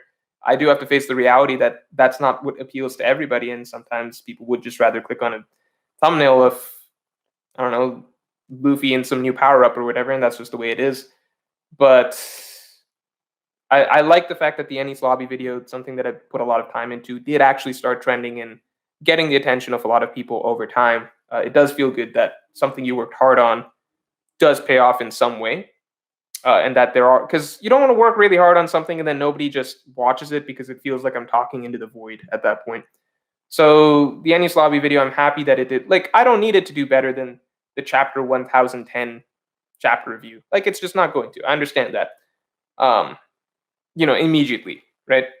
Like, chapter 1010, really hype chapter. People want to hear it being talked about. I understand that. But it's nice to see that it didn't do bad at the end of the day. Like, people did enjoy watching it at the end of the day. So sorry. Hey Morj, love the recent Ennis Lobby analysis. Do you think Ashura is a manifestation of Conquerors itself, or do you think Zoro can use Ashura without Conquerors? I think it's a manifestation of Conquerors. And I expand on that actually on a video coming out this Tuesday. Spinach Shade says, thousands of people watching, talking into the void. No, I mean, like, I guess the standards in my mind have just changed, where I'm talking about 4 videos that I release, not just streams and stuff like that. I'm saying, like, in my mind, if I see out of, like, say, the last 10 videos I've done, the analysis video is the one that the least amount of people watch. Yes, it's really nice to see the comments, and it's nice to see how much people enjoyed that video, and the positive feedback. But at the same time, it's a little disappointing because it's a little disappointing when it doesn't do as well as much simpler, shorter videos that I do more for discussion, theory, and fun, or for chapter review, Bruce Duvall, are the odds of the raid failing going down? They fluctuate in my mind from, chapter to chapter. So I don't know. I don't know. I don't know. Okay, we could talk about this real quick. On the point of the raid failing in general. On the point of, oh wait, Ankazar Warrior says, one of my favorite things to do is catch a stream late and just watch at 2x speed later. I just wanted to shout that out because you guys don't understand. If you start watching videos at increased speed, so it started out at like 1.25 or something, right? But a lot of people don't understand how much time you save in your life by just watching videos at faster speed. You use YouTube's speed up button. It's amazing. It's so useful. I wouldn't suggest using it for stuff that's like for comedy bits or like actual how do I say?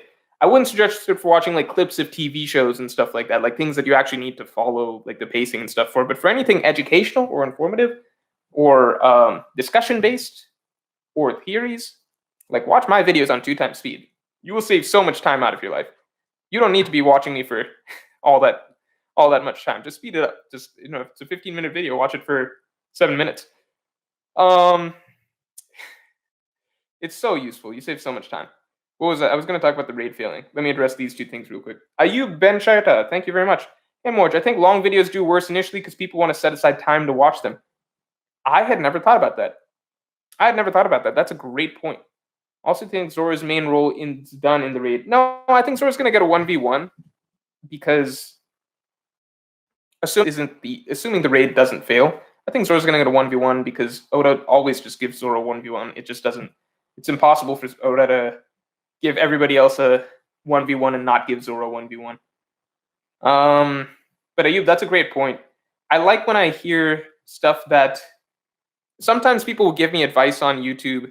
Viewers will give me advice that's definitely well-intentioned, but that also doesn't take into account what I know as an actual YouTuber. Like people will say, oh, you should do videos of this length because it'll just be better, or you should do videos exclusively on this topic or something because that's what's going to do really well for you instead of trying to split your content. And it's like, no, I kind of know this. Like I've seen the analytics. I know what works for me and what doesn't work for me.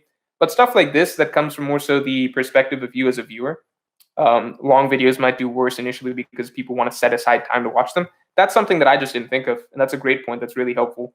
That will help me temper my expectations next time I put out a long video. And I hope I didn't bum you guys out by talking about how the Enies Lobby video did, because it actually did do. I want to be clear. I'm very happy with how it's done now. I would have just been disappointed if it had come out and it got views than the worst theory video that I effort in that you care about a little more. You would like that to just reach more people so that more people can hear what you have to say. I don't think anything crazy to say there.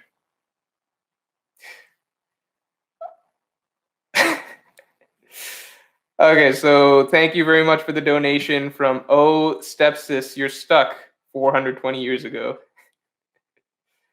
Kaido, no one can even scratch me. Luffy says, bruh. And that is their full contribution to this stream. Thank you very much.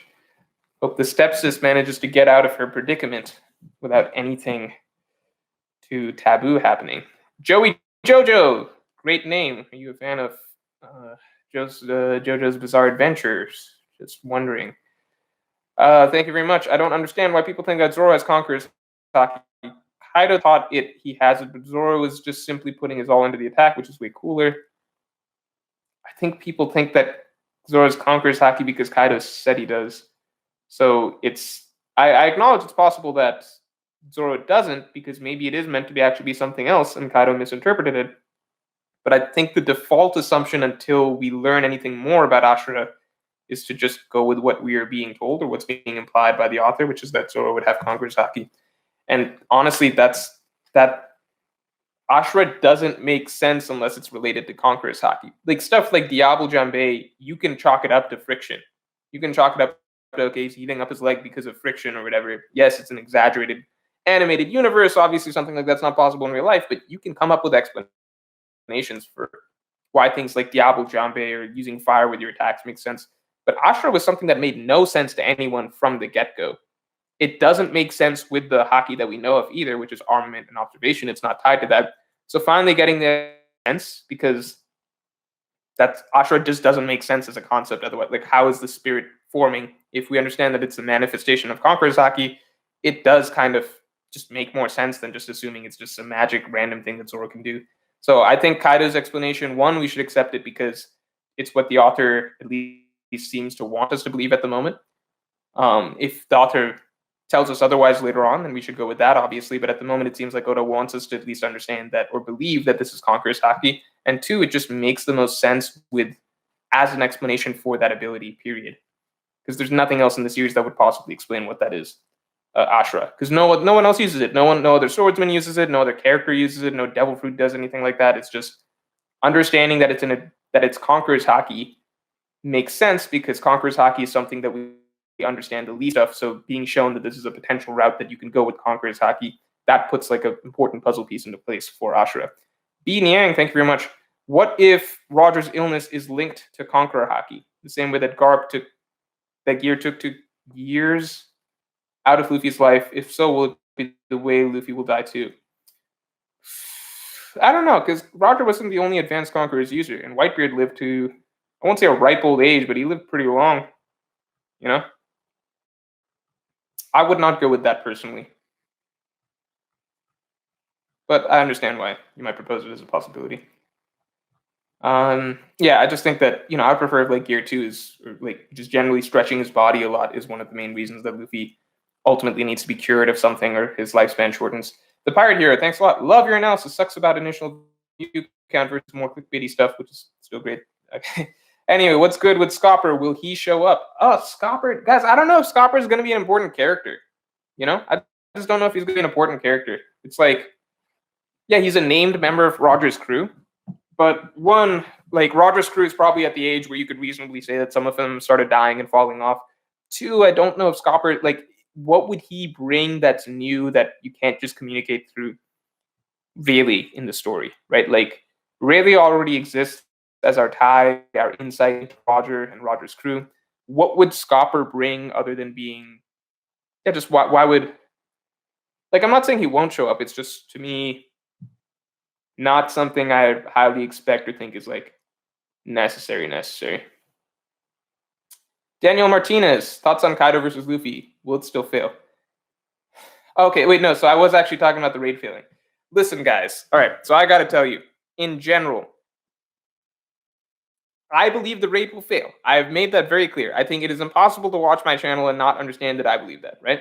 So I definitely still believe that the raid will fail, but I have realized it is not that healthy for me to keep looking at everything through the lens that the raid is going to fail.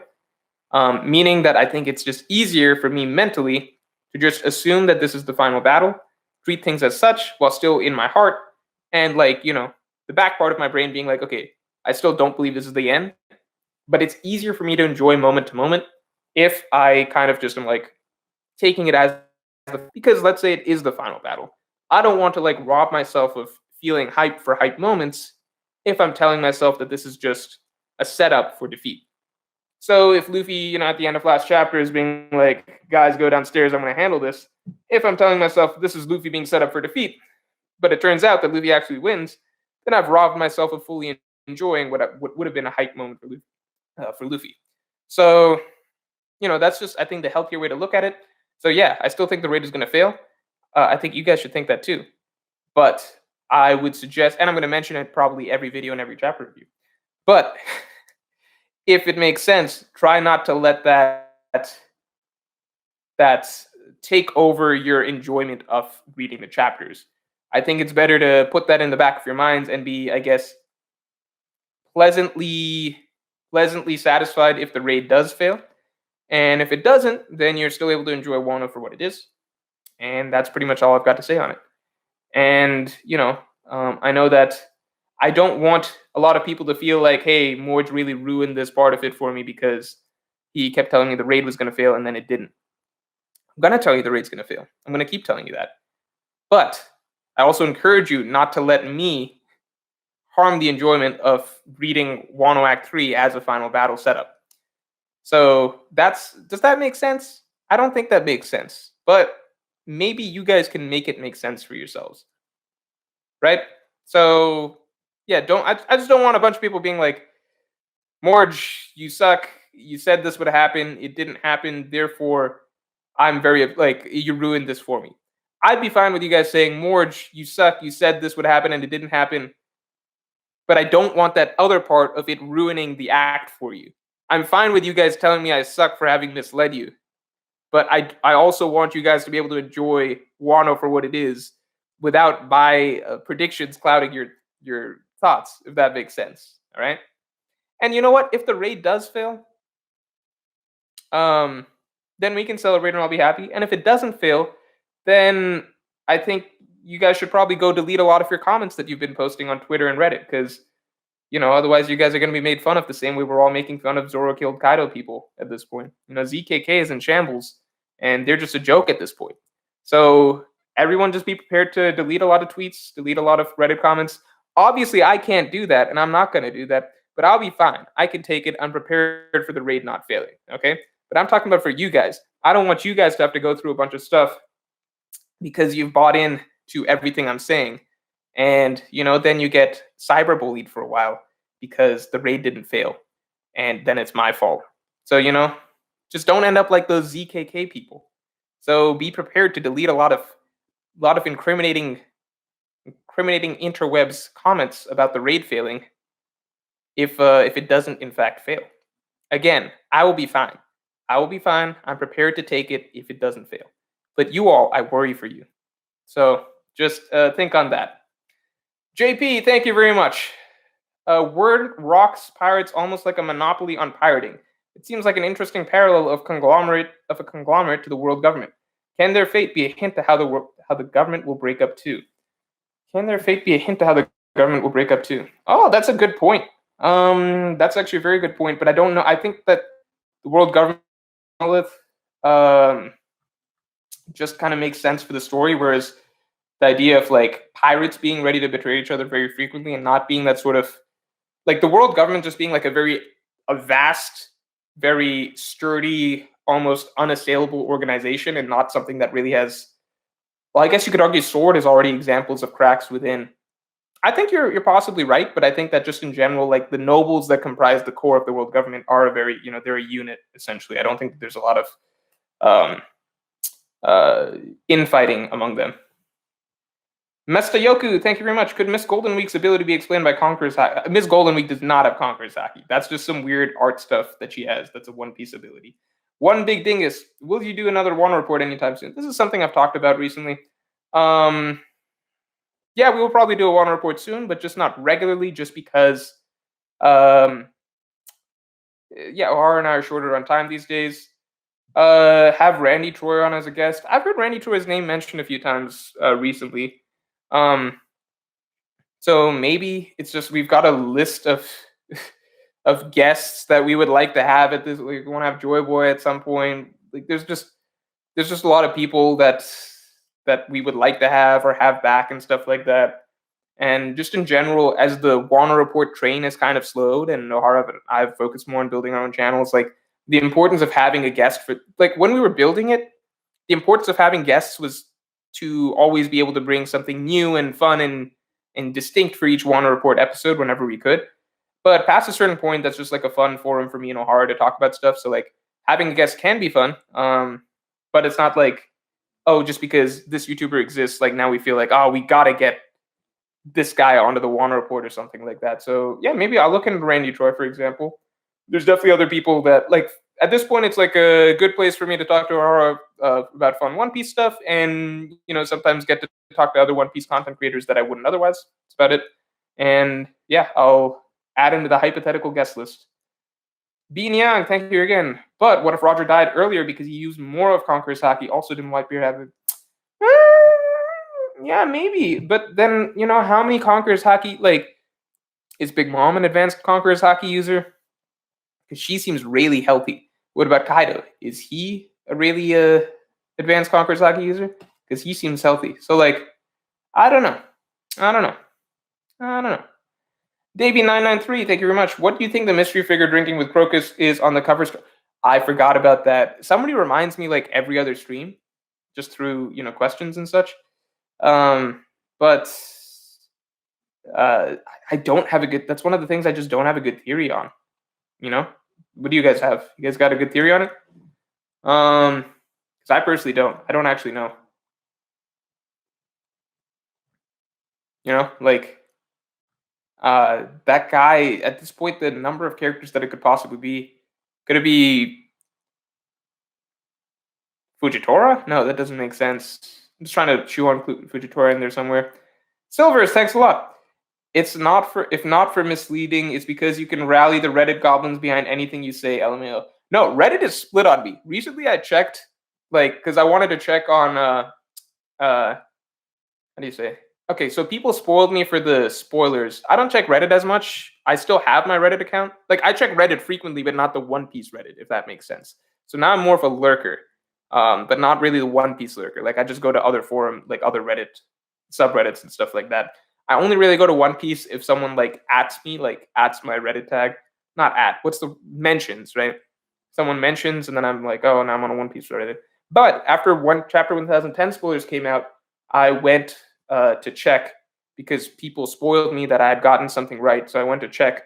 I knew it was related to Conquerors and stuff like that. I was reading the spoilers thread, and I did see my name come up a few times. But Reddit is now more split on me because a lot of people are like, well, the raid won't fail. So Morj is the guy that thinks the raid is going to fail. So Morj is like a crackpot theorist. So there's like two sides of it. Like I saw some people being like, no, Morj got this one right, etc. He has good theories and stuff. And then other people being like, wow, but Morj thinks the raid's going to fail, therefore wrong. So I realized that like, just pushing the raid failing and stuff is going to make my general reputation more divisive. And then obviously if it fails or doesn't fail, that's going to like affect things. But I don't mind that much because like past a certain point, I know that, this that I do well, analysis videos and stuff, I know I do that well. I still know that I do some theories very well. If the raid doesn't fail, it doesn't fail. I do think it would be bad for Wano in general at this point if they win without much struggle or storyline throughout the arc. So like just generally like if I was a younger starting up YouTuber, then I would be very affected by all of this. But I'm kind of past, like I've gone through so many phases at this point. I was at the phase where I was happy. I was like the trendy new thing to talk about. Like, oh, have you seen the new YouTuber Mr. Morj and stuff? I was at the phase where I was like grinding and like trying to like Okay, I need to start adding more content. I can't just do analysis videos and stuff. I'm at this phase where I'm close to 100K, and I'm mostly just happy on, how much this channel has grown over time and stuff. So like, I've seen how other, One Piece YouTubers, how like their reputation goes up and down and stuff like that over random things. So I don't like it. It just doesn't concern me at this point whether or not Twitter still thinks I'm like a different One Piece YouTuber because I do this stuff and the other guys do that stuff. I don't care that much at this point if like Reddit thinks I'm a good theorist or a bad theorist. I know the analysis videos I do, in my opinion, are the best One Piece analysis videos, so I'm confident in that. And I know that the other topics I do, I think I'm generally coming from at least a little more in-depth discussion place. So I know where I'm at in terms of One Piece YouTube. I don't mind that much if like some groups of people think that I'm good or bad at generally doing One Piece content. How Porto, thank you very much. What do you think is Oda's biggest flaw as a writer? Oda's biggest flaw as a writer, if I were just like, I'm not gonna say anything controversial here. I think it's something very simple that like a lot of us agree with.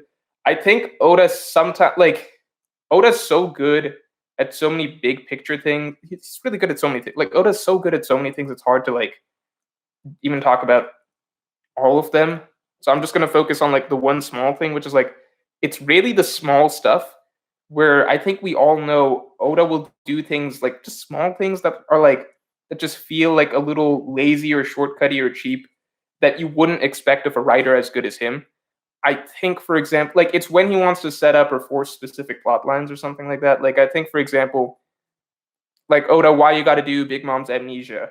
Why you got to bring Pound back to life? Like why are you doing like a random cheap fake out death with like Ashura Doji? Like it's lots of random small little like cheap things that Oda sometimes does that you would expect of like a much like he does so many things so amazingly, and then there's just like lots of random small things where it's like, oh man, why'd you do like that's something that clearly like you would expect like a really like low level.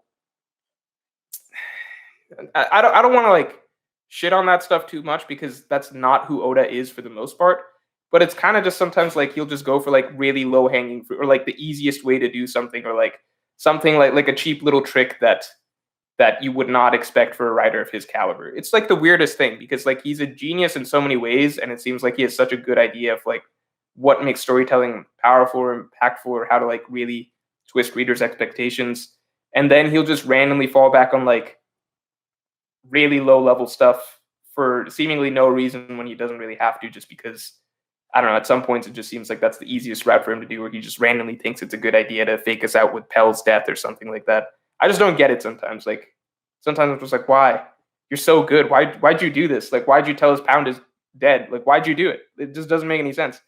Joao Porto, what do you think of, oh wait, no, we just answered that one. My bad. Hans Peter, thanks for your great content. Keep up the great work. Thank you, Hans Peter. I don't know what you do in your day-to-day life, but I'm sure you do great work as well. Oh man, we're kind of low now. Oh, sorry, in terms of chat, kind of too low in the scroll thing. Daniel Martinez, thank you very much. I'd much rather have you here and wrong than not here. That is I guess a great, great mentality to have, Daniel. Jim Phoenix, do you think it's Kaido's awakened form versus Luffy's Gear 5th? I definitely think that could be the final matchup of Wano. If it happens here or sometime later, we'll have to wait and see. Alpha Moon, thank you very much. No question. Scroll down a little bit. I'm seeing some other comments. Listen, guys, if the raid does fail, then obviously I'm going to talk about it and make that like the highlight of the channel for probably months. You guys will probably never hear the end of it if the raid does fail. If it doesn't fail, I will obviously come out and do a very humble acknowledgement video talking about how it did not fail. And it'll be very sad for all of us. And then we'll go right back to doing normal content and just moving on. But luckily, I probably won't have to do that because luckily the raid will probably fail. Hans Peter discovered you. Paul Burton, thank you very much. If the raid fails, the arc won't end for like 5 years at this pace. You got that right.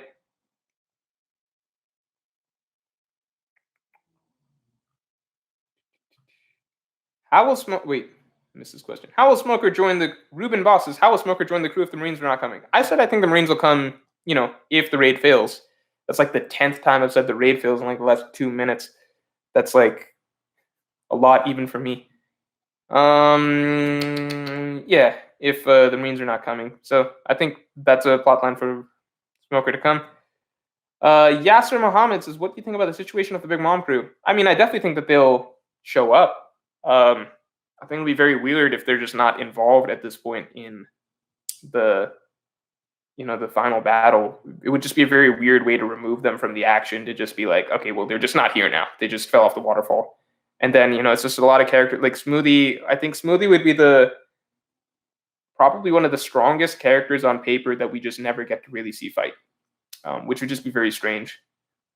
Because honestly, Oda could have just not have Smoothie be a character in that. Like, Oda could have easily just said, hey, Perospero's this other commander. Perospero's the third commander.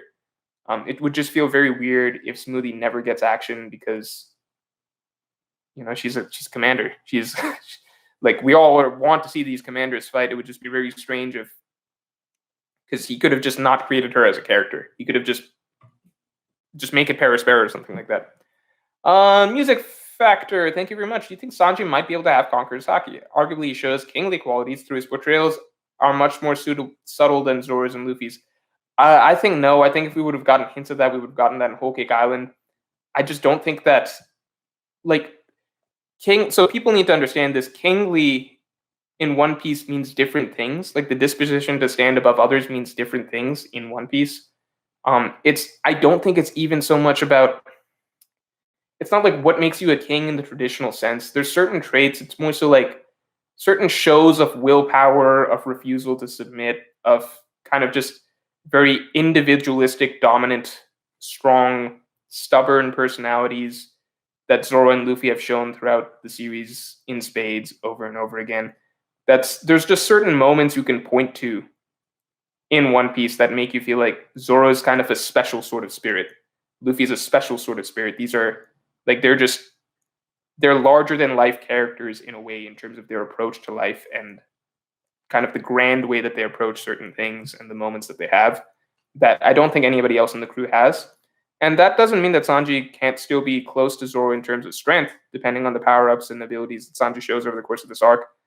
Conqueror's Haki has always been more so about your character, and I think it would be inconsistent for Sanji's character if he was written like that. Chris Indovino. Annie's lobby analysis was absolutely incredible. Made me appreciate it so much more. Keep them coming. Thank you very much, Chris. I'm not doing a video as long as Annie's lobby again anytime soon. The next one I'd want to do is Marineford, but that's not going to be that long. The next analysis video I'm going to do is going to be on Zoro. That's when we hit 100K. I'll drop an analysis video on Zoro. And it won't be an hour long, but it'll still be substantive. It's just Annie's lobby shaved some years off of my life. Gear Seconds shaved some years off of Luffy's life. Annie's lobby, that analysis video shaved some years off of my life. It was just very hard to do all that while doing normal content, while working on my business. Like, it's just a lot. So not going to do that again. It was something I could only do thanks to the new image finder that we have. So shout out to him.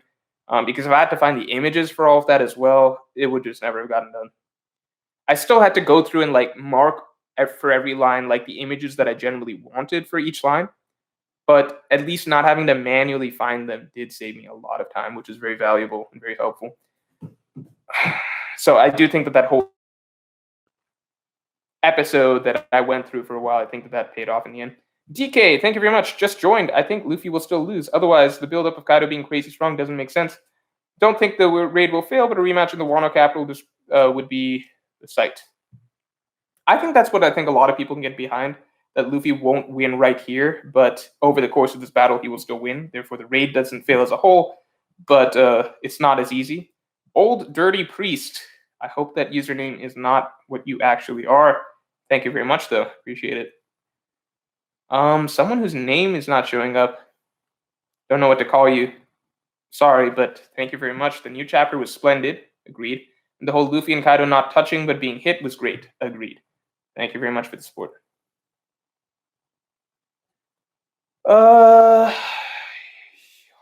Santiago, what do you think will be the Yamato matchup? Great question. I forgot. There's so many characters that.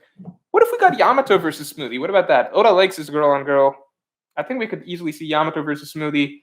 I think that was definitely a possibility. Smoothie is, after all, a commander. We could see Yamato versus Smoothie, and I think it could be a good matchup.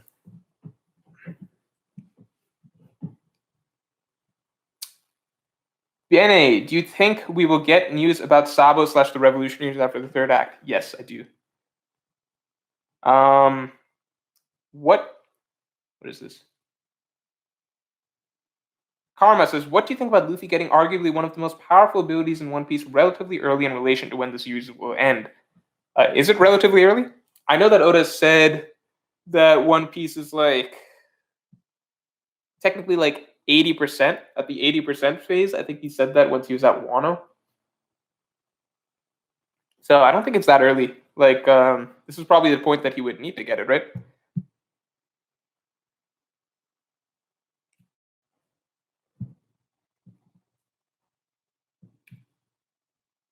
Totally not age. It says, do you think that the world government could have the last road poneglyph? I think no. I think that the simplest place for the last road poneglyph to be would be in Elbaf, simply because Elbaf feels like a necessary location, and it would be the easiest way to just send the straw out to Elbaf if the last road poneglyph is there.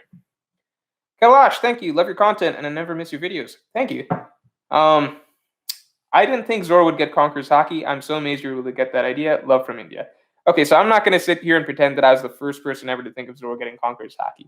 I still appreciate you, man. But a lot of people for a long time have talked about Zoro getting Conqueror's Haki. Again, I do think, and I talked about this in the chapter review video, the main thing I was talking about why Conqueror's Haki would be so important in Wano at a time that it looked like it was all about armament haki. So that's the main thing that I'm kind of going to pat myself on the back for, which is that thematically, it seemed like this would be the arc that Zoro would get Conquerors, and then on top of that, I believe that thematically it would make sense if Luffy defeating Kaido thanks to advancements in Conqueror's Haki made a lot more sense than him just winning because of armament haki, which didn't really have any sort of story-based significance. Story-based significance or character significance for him, this arc. Anuj Agarwal, hey Morj, huge fan. Question about the Patreon. It says donation for every creation. What qualifies as a creation? Oh, so it's a donation. So it's not every video I do. It's only for analysis videos. So, yeah, I guess heads up for anybody that wants to support me on Patreon. You get access to the most, if you're a $5 patron, right? You get access to the most special podcast in the world. I will upload that today. It's supposed to be a weekly podcast, or after every chapter I try to drop it. Sometimes gets mixed up, so it has to get bumped back a little bit. But today I will drop the most recent podcast. You get access to that podcast, and you don't actually donate anything unless I make an analysis video. So it's donation based on if I made an analysis video that month. So for example, if I don't make an analysis video this month, then you still get access to the podcast and everything, but you don't actually donate. So yeah, it's only to support me for analysis videos, not for anything else. If I do a month full of theories and discussions, then it doesn't affect you whatsoever. But if I do an analysis video, then the idea is you're supporting that. So that month, you would automatically donate on months that I made an analysis video. So that's basically it. Hope that clears it up. Stingy Cat, $4.99. Oh, if anybody does want to support me on Patreon, let me say this. We're going to plug one more time because I've got 1,500 of you right here. Podcast that's going up today will be talking about Enies Lobby, several things that could have gone into the Enies Lobby analysis video that ended up just getting cut for time. Still ended up being an hour-long video, but, had to cut some things for time. Stringy Cat, thank you very much. Do you think Oda is going to give Nami more depth with her backstory, or maybe an extra character that ties in with it? So initially I would say no, but ever since we got Sanji's extra backstory, and my belief is that I think Zoro's going to get another backstory, I think Usopp's going to get another backstory, and I think Nami's going to get another backstory. I think the main 5 Straw Hats are all, if you look at the main 5 Straw Hats, so Luffy, Zoro, Sanji, Nami, Usopp, Luffy got another backstory. That was after Marineford. Sanji got another backstory. That was Whole Cake Island. I think Zoro will get one, possibly still, in Wano. I think Usopp could very well get one in Elbaf that fleshes out more his relationship with his father. So along that trend, I should say that, yeah, maybe Nami gets another backstory, but Nami's the one that I see no really clear potential for, because with Nami, I feel like we got to see her. She was a baby. She was adopted by Bellemere. I don't think that there's like a missing hole there really in terms of like what was before, because we saw where she started off as a baby. With Usopp, we can always get more information about him and his father's relationship, which we never got. With Zoro, we can get what was it like before the dojo, Shimotsuki history, anything like that. With Sanji, we got before he was with Zeph. With Nami, it's kind of like I'm not seeing a missing piece there in terms of her character. With Luffy, we didn't really know anything about Luffy's background with Ace. Where was Ace? And in chapter 1, there was no Ace. So how did Ace become his brother? We got that fleshed out. Things like that. With Nami, I don't see like a clear missing piece to be addressed. Uncle Bobby, Strahd will be really strong after Wano. Does another split up make sense? Or are we really that close to the end? I don't think there's going to be another split up. I think the Strahds are going to be really strong by the end of Wano, and I don't think another split up makes sense.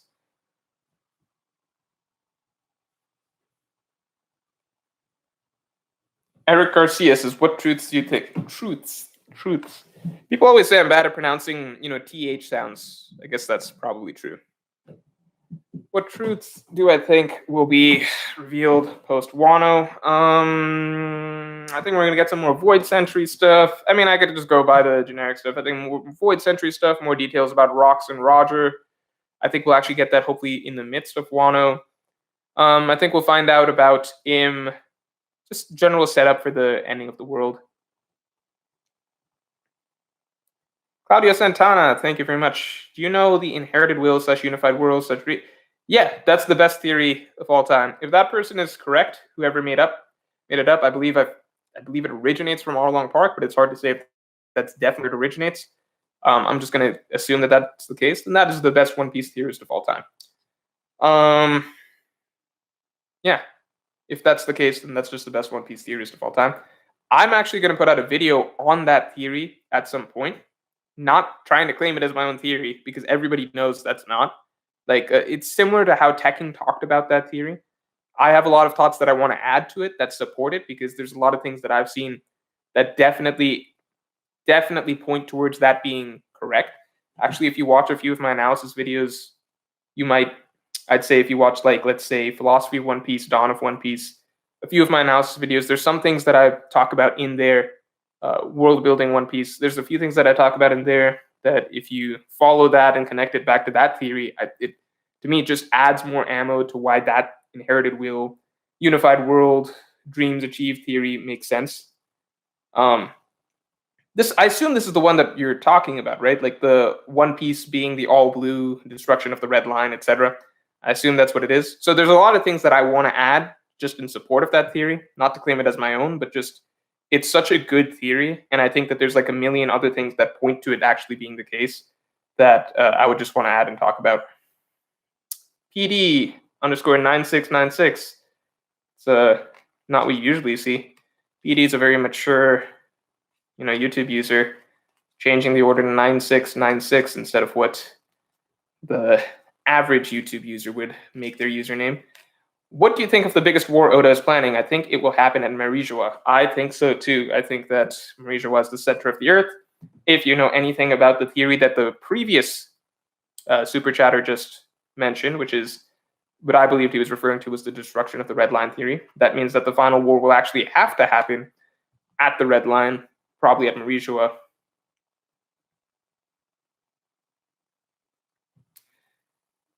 Just let me get a question from someone I haven't talked about before. Robin Ing. Sorry for mispronouncing your name. I actually do know how those names are pronounced. I believe it's Robin Ing. What do you think? I might be totally wrong. Sorry about that if I'm totally wrong, but that's what I believe it's pronounced like. What do you think about Pirate Warriors 4? I don't play Pirate Warriors 4. I don't play One Piece video games. I don't play a lot of video games in general. Post says something BDA Law said was he thinks Luffy could take someone like Ben Beckman. What's your take on that? I think we really got to see how the rest of this fight with Kaido plays out. I would be inclined to say yes.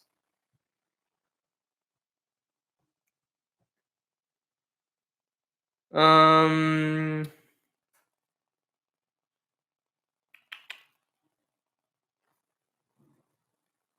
Gaming OP says, "Do you think Luffy is now Yonko level?" No, we've been through this question before. I think we just got to wait in the fight and see.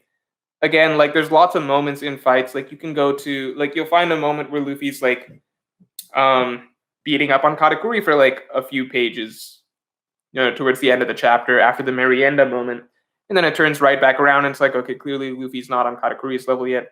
Stuff like that happens.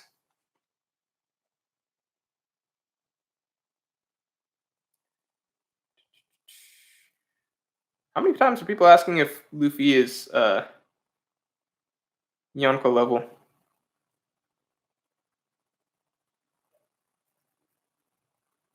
Francis D. Rake says, "Morj, you use One Piece amino." No, I don't actually know what amino stuff is. I know that that's a thing. Like people talk about amino. I actually have no idea what amino is, to be honest. I just know it's a thing that people talk about and that it exists, but I know nothing about it.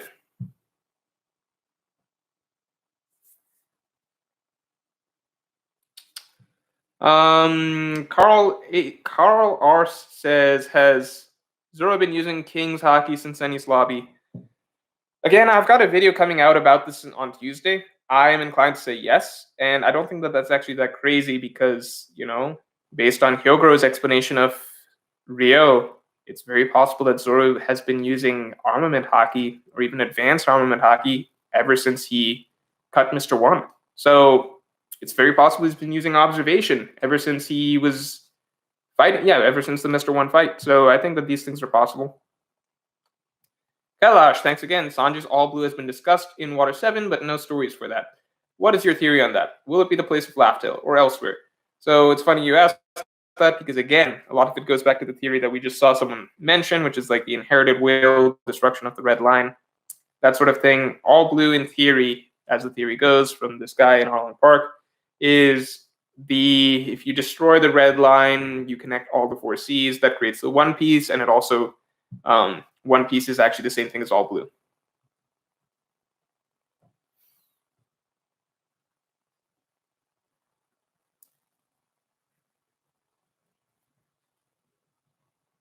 Someone who I haven't asked or who I haven't taken a question from before. Netak Singla says, "Do you think Luffy could surpass Whitebeard and Roger in terms of strength?" Yeah, I think definitely. I think Luffy will definitely do that by the end of the series. I understand some people don't like the idea of Luffy becoming the strongest. I've just never understood that. Like literally every arc you read, not literally every, but like most arcs you read, like Luffy comes away with it having beaten the strongest villain. Like Luffy was the strongest on Arlong, like Arlong's island after beat Arlong. Luffy's this like it's just most arcs we read, it comes away with Luffy beating the big bad that no one else can beat. Luffy being the strongest among the crew, the strongest among the protagonists. It's just like Luffy. Like I could understand that kind of mentality if you're reading some other series. Like not every series has the main character win as much as Luffy does, but every single arc it's all leading up to Luffy winning. Like there's a lot of other series I can think of, like Jujutsu Kaisen, Black Clover, My Hero. Like lots of times, it's not necessarily the main character who gets the big win at the end of the day. You can go back to Naruto. Like lots of shonen generally, like there are other strong characters around that'll take on the strongest opponent. Like the main character might get a good fight or like a big win, but not necessarily be the one who beats the final boss or something like that. But like One Piece it's exclusively that. Like it's always coming down to Luffy. Like I just can't imagine a world where this isn't leading up to Luffy being the strongest and freest person in the seas. Ectoplasticity, thank you. I have a suspicion that Zoro's Conquerors is a bait and switch, though I don't know for what. It feels too obvious, No, it might be the case. It might be the case. At the moment, I'm just going to go with what it looks like. One blue piece says Luffy has lost a lot, actually. Yeah, he's lost a lot. I'm saying at the end of each arc. At the end of each arc, Luffy wins. Like, it's good that Luffy loses a lot because you don't want a hero who just wins all the time. But Luffy is by far the most, winningest. I don't know what the word is. But, like, the point is every single One Piece arc, Luffy is the one who's going to beat the main villain at the end of the day. Like it's just always that. Like every single One Piece arc, except for Sabaody through Marineford, and that was to make a point that Luffy has to get stronger so that he can go back to doing that. So then Hori, then Caesar, then Doflamingo, then Katakuri. Now, we're in Wano, so Kaido, Big Mom, stuff like that.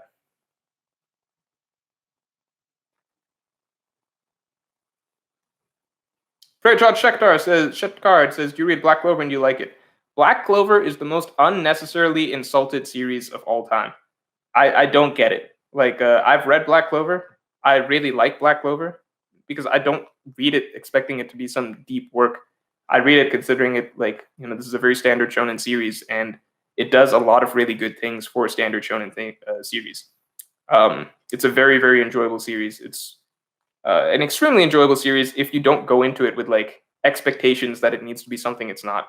That's something that like I don't get. Like some people I've seen shit on like Dr. Stone, and they're like, Dr. Stone sucks. It's like, what are you reading Dr. Stone for? It's such a light series that doesn't take itself seriously whatsoever. Like, what do you even have to like? No, it's not Berserk, obviously. Like, who shits on Dr. Stone? It's just the weirdest thing. I'm like, yeah, this isn't like the pinnacle of literature that you're reading. It's Dr. Stone. It's a fun series. Omar Gaskin, thank you very much. A bit off topic, but who do you think the antagonist of the Chimera Ant arc is? I don't think it's Meruem. Antagonist of him, you gotta give it to. So, I mean, that was like the whole point of Chimera Ant arc. Like, Meruem wasn't necessarily the antagonist by the end of the day. I guess you could argue it's Neferpitou, but that wasn't even a primary antagonist. You could argue it's Poof. I forget if that's how his name is pronounced. But it wasn't a story about that, like, to be so cut and dry, so black and white.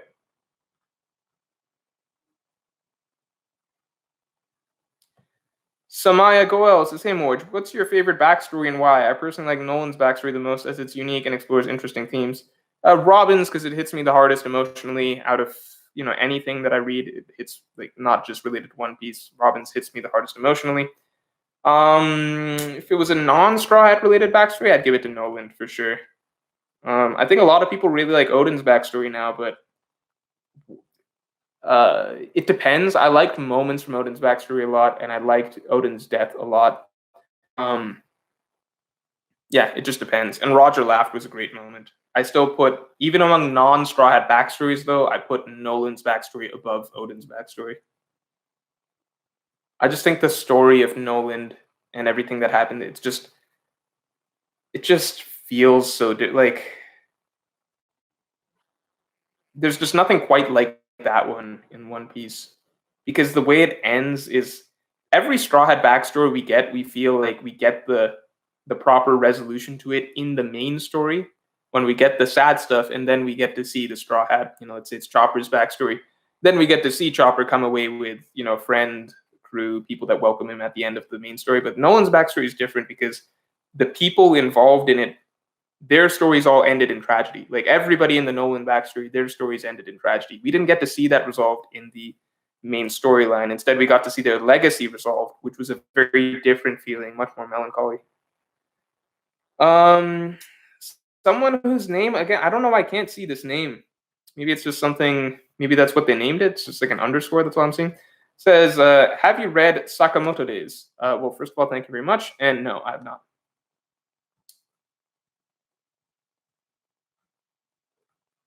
Someone said something about Dr. Stone.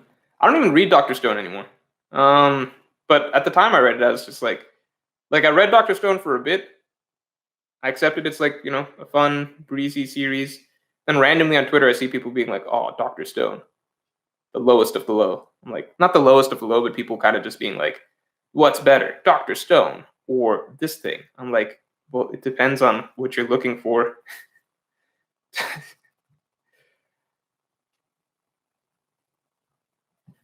Iman Luca, thank you. Do you have a favorite small detail in One Piece, like Panda Man or Minx being a race in the auction house?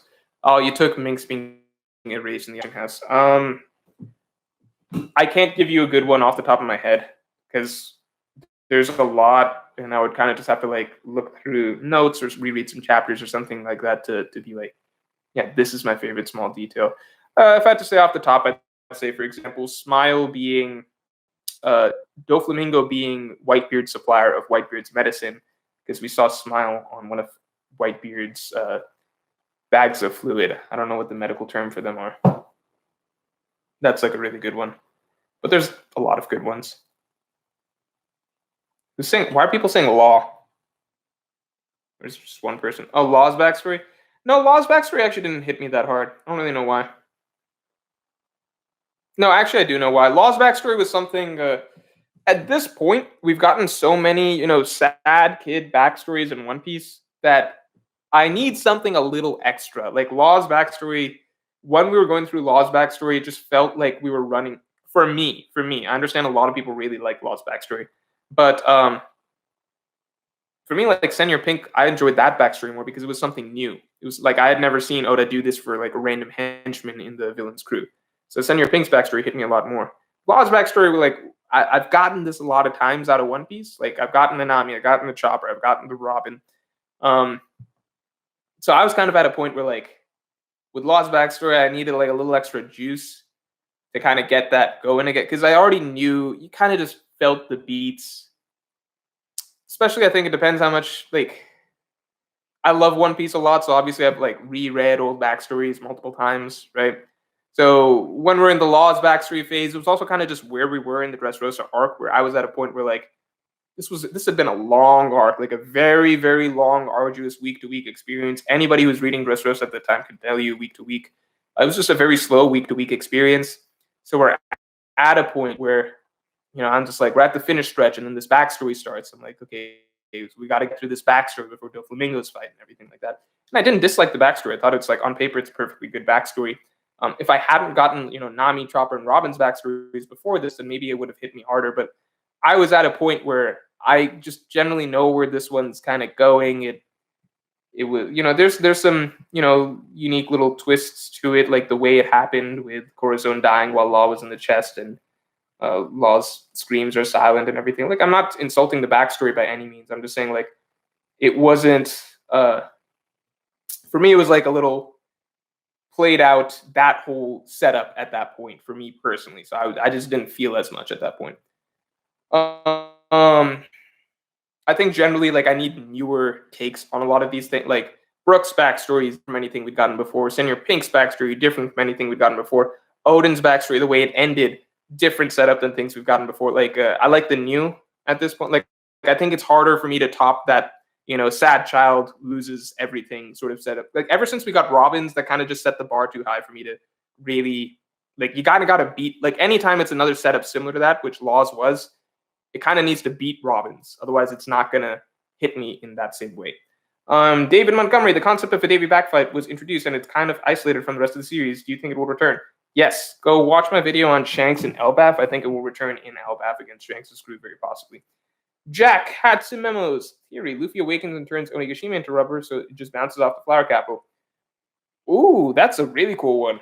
That's really, really cool. That's a really cool theory. I don't think that's going to happen because I have a different idea of when the awakening will occur.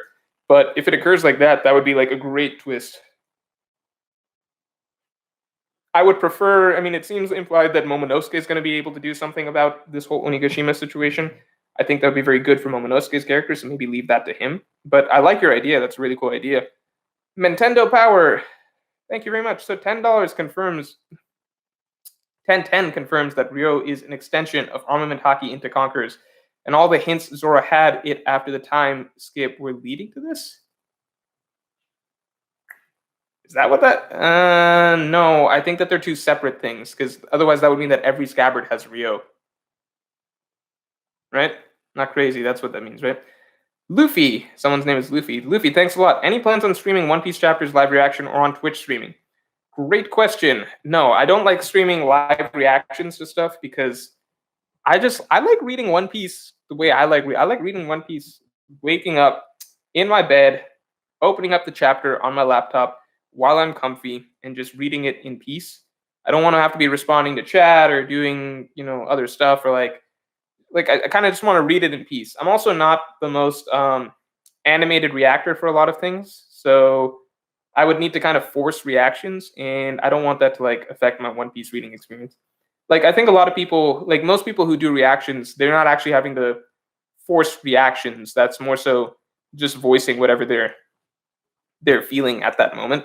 So like that's why you'll see like a Roger Space or a King of Lightning, their reactions are genuine like that. Like they're more easily maybe hyped or animated as people, whereas the way I like to read things or watch things is more so just like I kind of just want to sit and read it. And if I'm excited, then I'm not really gonna like jump out of bed or anything like that. Like that's just not how I do things. So yeah, I wouldn't want to have to like sit there and like force reactions.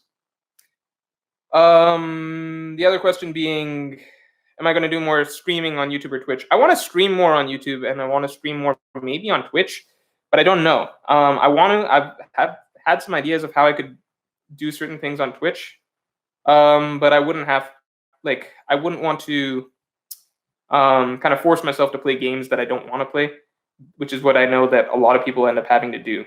You know what I mean? Like if I were to actually like get into Twitch.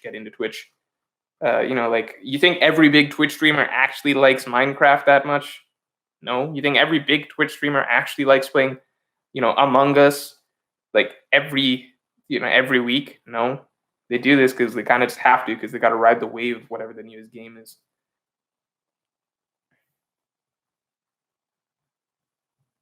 So I don't know. If it was Twitch Life mainly just to talk about One Piece, then maybe I could do that. But like that might also get like a little stale after a little bit. I think if I stream too frequently, it would get stale. Maybe I could do once a week streams, because I do think that once a week streams could just be like a fun for me, fun for you guys. Keenan Hatfield, thanks a lot. Congrats on 2 theories being confirmed. 2 questions. 1, when is more panel for panel? This guy calls it panel for panel. Don't see that often. 2, do you think other Straughts will get hockey namely Sanji? Sanji has hockey. If you're talking about Conqueror's hockey, no. I don't think any other Straughts except maybe Usopp will get Conqueror's hockey. And I definitely don't think anybody else is getting advanced Conqueror's hockey. More panel for panel. I'm going to tell O'Hara that so many people have been asking about this stream. But it's we just generally don't have as much time these days. We're both focused on certain things. So, we would try to do it more, just not regularly. Like it's probably not going to be able to be a weekly thing, but maybe when we both have time and we're both in the mood. I want that hat. Nice name. Thanks a lot. My wish is that if Luffy awakens Gomu Gomu, I said Gomu Gomu, just as Gomu, it will be revealed that Buggy had also awakened like a week ago. That would be funny. Maybe Buggy hasn't. No, Buggy doesn't have awakened fruit. Kyra says, do you think Law will use his life surgery during the series? Yes. I would like to think it might happen this arc. Riri says, Law uses giant room to save Onigashima. Hey, that's like a thing. That's like a possibility. I don't think that Law is going to be the one to do it, though. If it in your channels, Z. I might do a Skypiea analysis video at some point soon. There's no video of it at the moment because I don't know if there's terribly high interest in a Skypiea analysis. Like, Skypiea is a popular arc for some people, but it's like, in my mind, it's like a niche popular arc, if that makes sense. So like, some people really like it. I think some people don't care for it.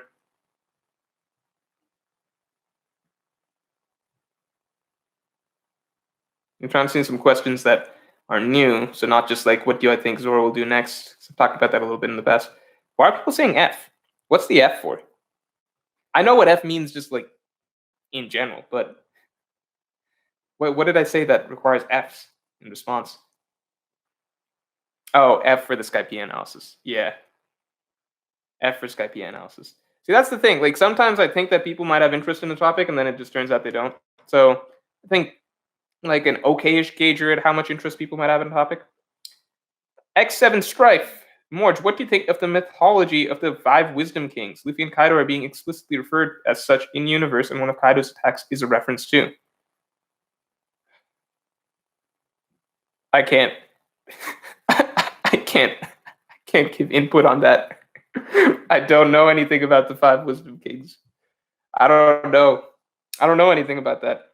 That's interesting. I don't have any helpful input. I can't contribute to this conversation whatsoever. Can you guys tell me about the mythology of the 5 Wisdom Kings and how that might affect things that are happening in the current day. Guys, I think that other I don't even know how to stop this. That other live stream that we were on before, the second one, not the first one. This is the third live stream for people who are just tuning in. We've had some live stream screw ups over the course of this. Had to restart a few times, but that other live stream is actually still running. So I actually couldn't find the place to turn it off, so I just made it private, and that's where we're at now. So there's another live stream running that's private that no one can look at. Because our warrior, thanks a lot. I would be a big supporter of Fridays with Morj stream type things. So how would you guys feel? Okay, you guys let me know. How would you feel about Sundays? Sundays with Morj? Because I don't want to do Fridays because Fridays is the day the chapter comes out, and generally when the chapter comes out, one, I don't want to devote Fridays to this as much. I want to just get the chapter review taken care of in the morning, and then I actually work on some other video content afterwards. That's usually when I record other videos and such. So I don't want to stream on Fridays. Fridays, after work is done, in the sense that I finish the reviews and everything like that. But how about Sundays? Because Sundays is when chapters, usually the official chapter drops, can kind of talk about things, in the wake of what happened, get fresh perspective, etc. after a couple days. How would you guys feel about that? Because I enjoy doing streams. I just don't do them as much as I could do because I don't really have a good reason. I enjoy doing streams for sure. Lebezio7, thanks a lot. Hey Morj, do you think / want Yamato joining the Strides? If not, what's her purpose in the story? Yamato is just a tricky character, guys. Because yeah, she could be a Straw Hat. Like I totally am on board with that possibility. But Yamato's a character with a very, very, very new character, very fresh in the story, and just like a very blatantly clear sort of character arc or character storyline that needs to be addressed. I'm not saying what the full, like how it's going to turn out, but she's got this in her head that she is Odin and that she needs to be Odin, something like that she should be doing what Odin does. Some storyline needs to come out of that to address all of this, and we don't really know what it is. Like we just don't have any indication of that. It's just such a new story that seems to be being dropped very late in the game. So I don't have a good prediction. She could be being built up to be the next Straw Hat, but it's just very hard to see because the steps that would need to take place for Luffy to be like, I want you on my crew. Because so far they've had like a 2-minute conversation, maybe a 5-minute conversation, and that's been the extent of their storyline. In general, the characters that join Luffy's crew, there's much more interaction. Their storylines are much more intertwined. I'd say Frankie was the person who's most detached from interacting with Luffy over the course of his arc to still become a Straw Hat at the end of the day, despite fire sale. Essentially, my theory is that Momo in desperation saves Wano by holding up Onigashima, the same technique that Kaido used to raise the. Yeah, so I have seen this theory. I don't know if it's your theory. I saw it on Twitter. I think this is one of the best theories out there for Momo's character. It would be probably the perfect way for him to do things because the obvious parallels to Odin just works out so well as a setup that he has the same dragon to Kaido, so it just fits perfectly that he would be able to do that. I think it's a great theory. I don't know if you are the same person. I saw say this on Twitter, but I have seen this for some time now going around that Momo might do that. I think it would be perfect. I really do hope it happens, and that was the setup behind his abilities. I mean, the CP0 even took some time. Like Oda took some time to have CP0 hype up Momo's abilities as well, to just remind us that this dragon fruit of what it might be able to do. Stefan Green, I know you may have answered this earlier, but I just joined the stream. Do you think Zoro's Conqueror's Haki will get fully fleshed out in Wano, and if we will get a Mihawk training flashback in Wano? So, it's fun. Okay, Tuesday, I have a Zoro video coming out. It is directly in response to things that happened here. It's not an analysis video. I mentioned I do a Zoro analysis once we hit 100K subscribers. But I have a Zoro, I guess, the future of Zoro's Haki, Conqueror's Haki in Wano video coming out this Tuesday. So understand that's a hot topic. I'm going to be talking about it in depth there. As for if we will get a Mihawk training flashback in Wano, I really hope so. I really hope it's what Mihawk had to say about Asura if Asura did come up during the training. I think I'm going to stream for like a little while longer. We're probably we passed the 2-hour mark at this point. Probably going to stream till maybe 3:15ish or something like that. Who's spamming stuff? A lot of stuff's being deleted. I like seeing that. I like seeing the censorship in the chat. Oh, AJK, I missed your super chat. What was your super chat? Guys, what was AJK's super chat? I can no longer see it. Wait, maybe I can find it. Oh, and I missed Nintendo Power. I'm sorry, guys. Let me catch up. Hold on, let me catch up. Nintendo Power had a super chat, as did AJK. If I could find AJK's. I cannot find AJK's. Let me answer Nintendo Power while we wait on AJK to tell me what his super chat was. So Nintendo Power says, didn't say it was Conqueror's Haki, but deeply connected with potential to use it. Remember when the Scabbards fought Kaido, he sensed Odin's Haki. I don't know, man. I think that's like, I don't think that's the intuitive explanation. I do think that the Scabbards are all just kind of capable of using Ryo, like Odin was trying to teach them that to a degree. Kaido did say that it's reminiscent of Odin's Haki, and it could be Odin's Haki flowing through them, but I do think that they're all probably capable of just using Ryo in general. Where's AJK's chat? I'm scrolling a little bit to see if AJK has something new to say. AJK, where you at? Did I miss it again? No, I missed it again. Oh. No, AJK, I see what you're saying. Just waiting more. AJK, I see your comments. I know that there's a super chat to be read. Just tell me what it is, and then I'll be able to respond. Hello? Where's AJK? All right. While we wait on AJK to fill me in on what it was, let me. Oh, nope. Yeah, I'm just waiting. All right, let's respond to Justin Holland. Justin, thanks a lot. Do you think Luffy at the end of 1010 is Luffy all of Marineford saw when he unleashed it during the war? If you mean like that's the potential that a lot of people saw in Luffy when he unleashed it during the war, yeah, that might be right. Still waiting on AJK. No sign of him. Someone's named totally not AJ commenting, but he's not AJK. I'll respond to totally not AJ.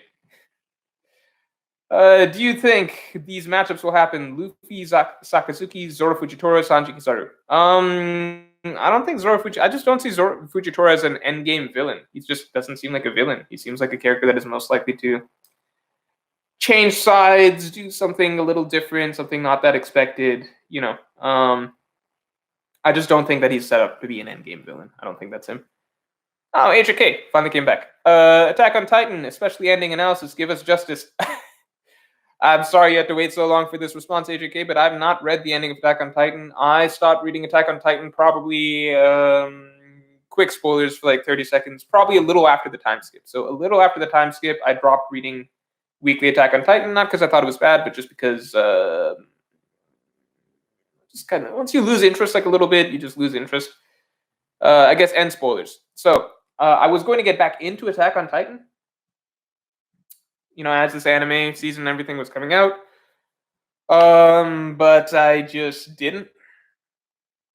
There's not much more to say on that. I was interested in maybe catching up once the series ended, but I saw the responses to the ending are lukewarm.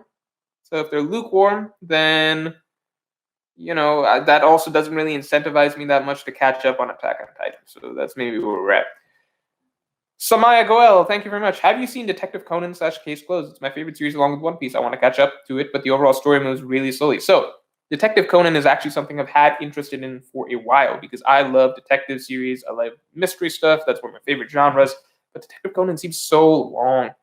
So long. Seems long. And I know that's the reason people give for like not getting into One Piece, but maybe I'm a bit of a hypocrite for saying, oh, I don't want to get into Detective Conan for that same reason when I would not accept that reason for someone not getting into One Piece. But that's just the case. It's just very long. I might not get into it.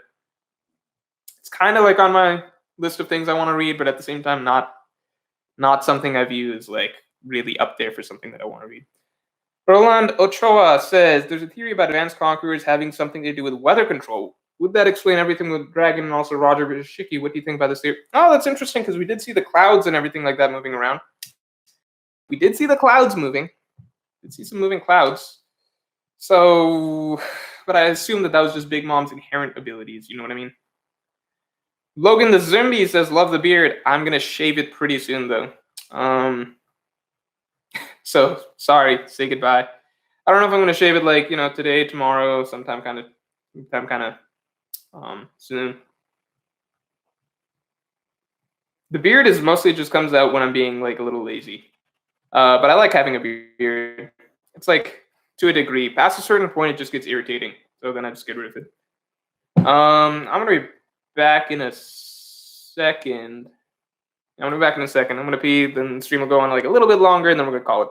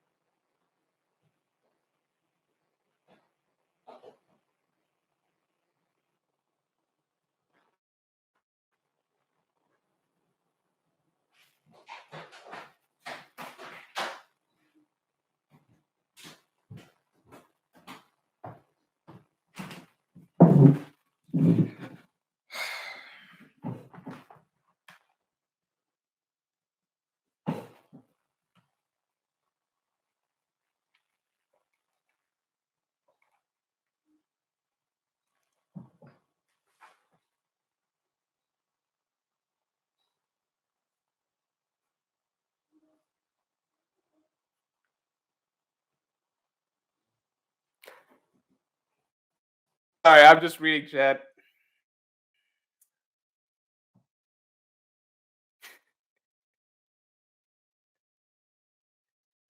No, let them be. You don't have to time out for PP spam.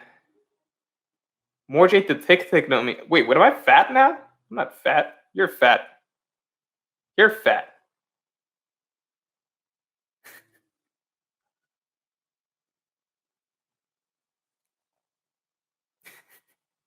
Leave them be. There's no need to censor this. Let the world see.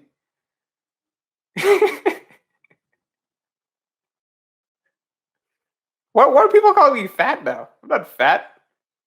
You guys are fat. Let's see you guys. Over Heaven says Lucci with Rio? Question mark, question mark. I can't answer that. It's not a question about pee. PPP, yellow fluid PP. It was mostly yellow. I think my pee is generally like a good color.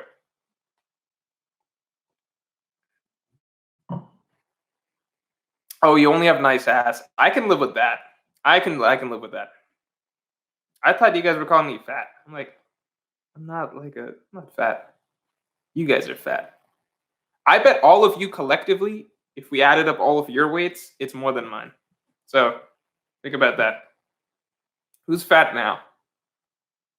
If we added up all 1,200 of you, you guys would be fat.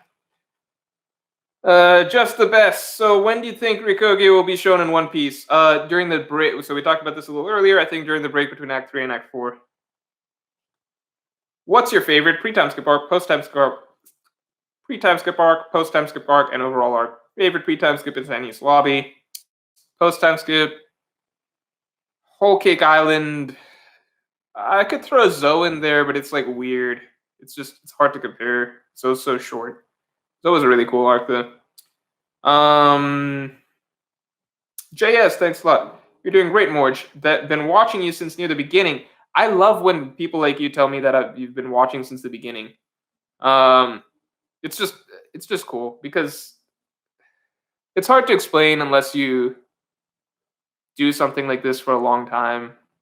I'm coming up on 4 years, probably at around 3.5 right now. It's just cool seeing somebody say that, been watching it since near the beginning. Like, I mean, it sounds corny, I know, but it does feel like you've seen me at every phase of this whole thing. Like, I'm a lot more relaxed now when I stream. I think when I initially streamed, I was probably much more tense, a lot more concerned about just a lot. Like, I was like, oh no, now I'm streaming. What if everybody hates me after this stream or something like that? Now I don't care. You think I showered before this stream? No. You think I washed my no, I washed my hands, I swear. But but now I just don't care. Like, not in like a bad way, but now I just now a lot of this feels so natural, and this was just a long, like, there's so many steps that led up to me just being very comfortable and enjoying doing all of this and just being a One Piece YouTuber. Justin Holland, thanks a lot. Do you think Advanced Conquerors Hockey is the secret to the Yonko's overwhelming power? It must be a really, really big part of it. Must be a really, really big part of it. I feel like that was implied, right? I feel like that was definitely implied. Yeah, I'm seeing some people saying, been watching since the beginning. People talking about the Mysteries of One Piece video. Jonathan DeBarro, good callback. Oh, Anuj Agarwal talking about comedy and tragedy. One of my worst videos, to be honest. But it's just so inaccurate because not inaccurate, but it's just a weak video in my mind because like there's so much more that you could talk about that. I don't know. A lot of my old videos I don't feel pride over because they're just bad. But it's cool that some people enjoyed that. You missed my donation. Goat Morj. I'm sorry I missed your donation. I'm sorry about that. Tell me what your question was. Just type it and I'll find you in the normal chat. So we're looking for Goat Morj's questions, guys. Goat Morj's question is priority number 1.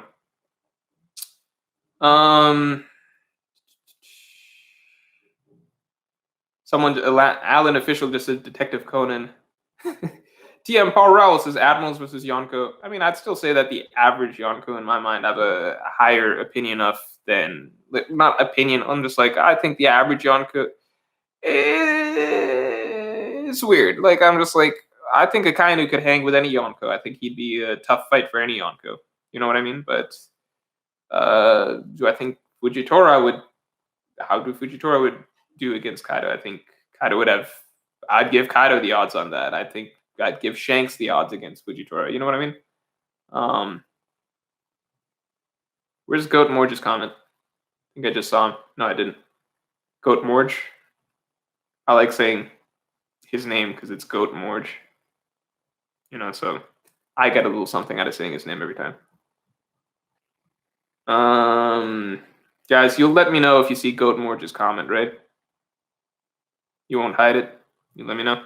Joss, thanks a lot. Love your work, man. Thank you. I always look forward to your videos. Also, favorite devil fruit. I like that question. Favorite devil fruit. I think the Phoenix fruit is really, really cool. Oh, Strife coming in clutch. Yeah, Phoenix fruit is maybe my favorite fruit. If I could have a fruit, it would be Kuma's fruit, just because it's so useful. But I'm just like, what's the coolest fruit in One Piece? I might say the Phoenix fruit. Goat Morj asked the following: serious thoughts on Buggy's future. You think Oda just plans for him to be comedy for the rest of the show?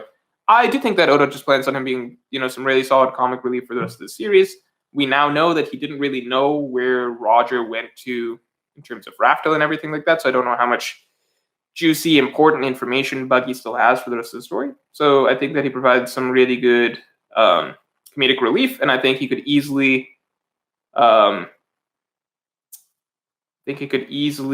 what do you say?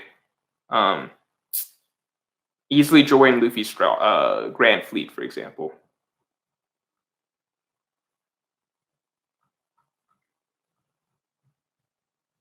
Shoot, missing some comments here. Namdi Nawasonake Jr. Hope I got that name right. Luffy and Doflamingo clash in Dressrosa with the Black Lightning. Do you think that was foreshadowing this? You could say that's foreshadowing this. There have been comments multiple times that come out like, oh, two Conqueror's Haki users clashing and such. So Conqueror's Haki does seem like leaks in a sense anytime there's like a big clash between the two. But note that like Luffy did not. It seemed like Thunder Bagua was the first time that Luffy experienced someone actually using Advanced Conqueror's Haki against him. So I don't think that this is a case of like, oh, Doflamingo also has Advanced Conqueror's Haki. I know that's not what you're implying, but I just want to clarify my thoughts on that. Omar Gaskin. Omar says, thanks for helping somebody else out with their question, because Omar says, I saw this question in chat. Can swords have conquerors if they have a will? Oh, wait. Oh, man. So you are... I know what's being implied here. I guess this isn't your question, but I know what's being implied here, which is that I guess the implication is like that it's Enma doing it and not Zoro. Yeah,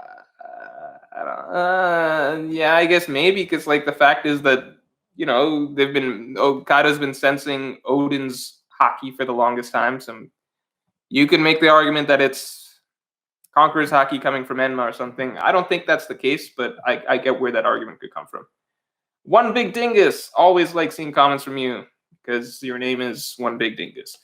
Are you aware of the Marco theory that his Phoenix fruit allows him to rise from the ashes when he dies and has lived countless lives as the Phoenix? That's interesting. I don't know if that's actually really interesting, because that means he would have a long and storied history before running into Whitebeard and everything. So I think it's an interesting theory. I just don't know if that's...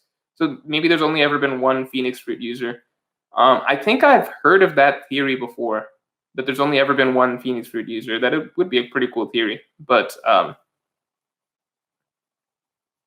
I don't know. Vex XO says, I've asked like 30 times, but no reply to the question. Please help people. All right, Vex XO, let's go hunting for what your question was. What was your question? You've asked so many times. You've asked like 30 times, which means this must be an extremely important question. And we are going to answer it right now. Where the hell is your question? Don't see it. You guys hear my stomach? I'm hungry. Actually, I had a big breakfast, but I'm still hungry. Vex XO, where are you? I don't believe you asked a question.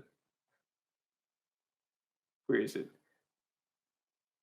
Where is it? Where is it? Where is it?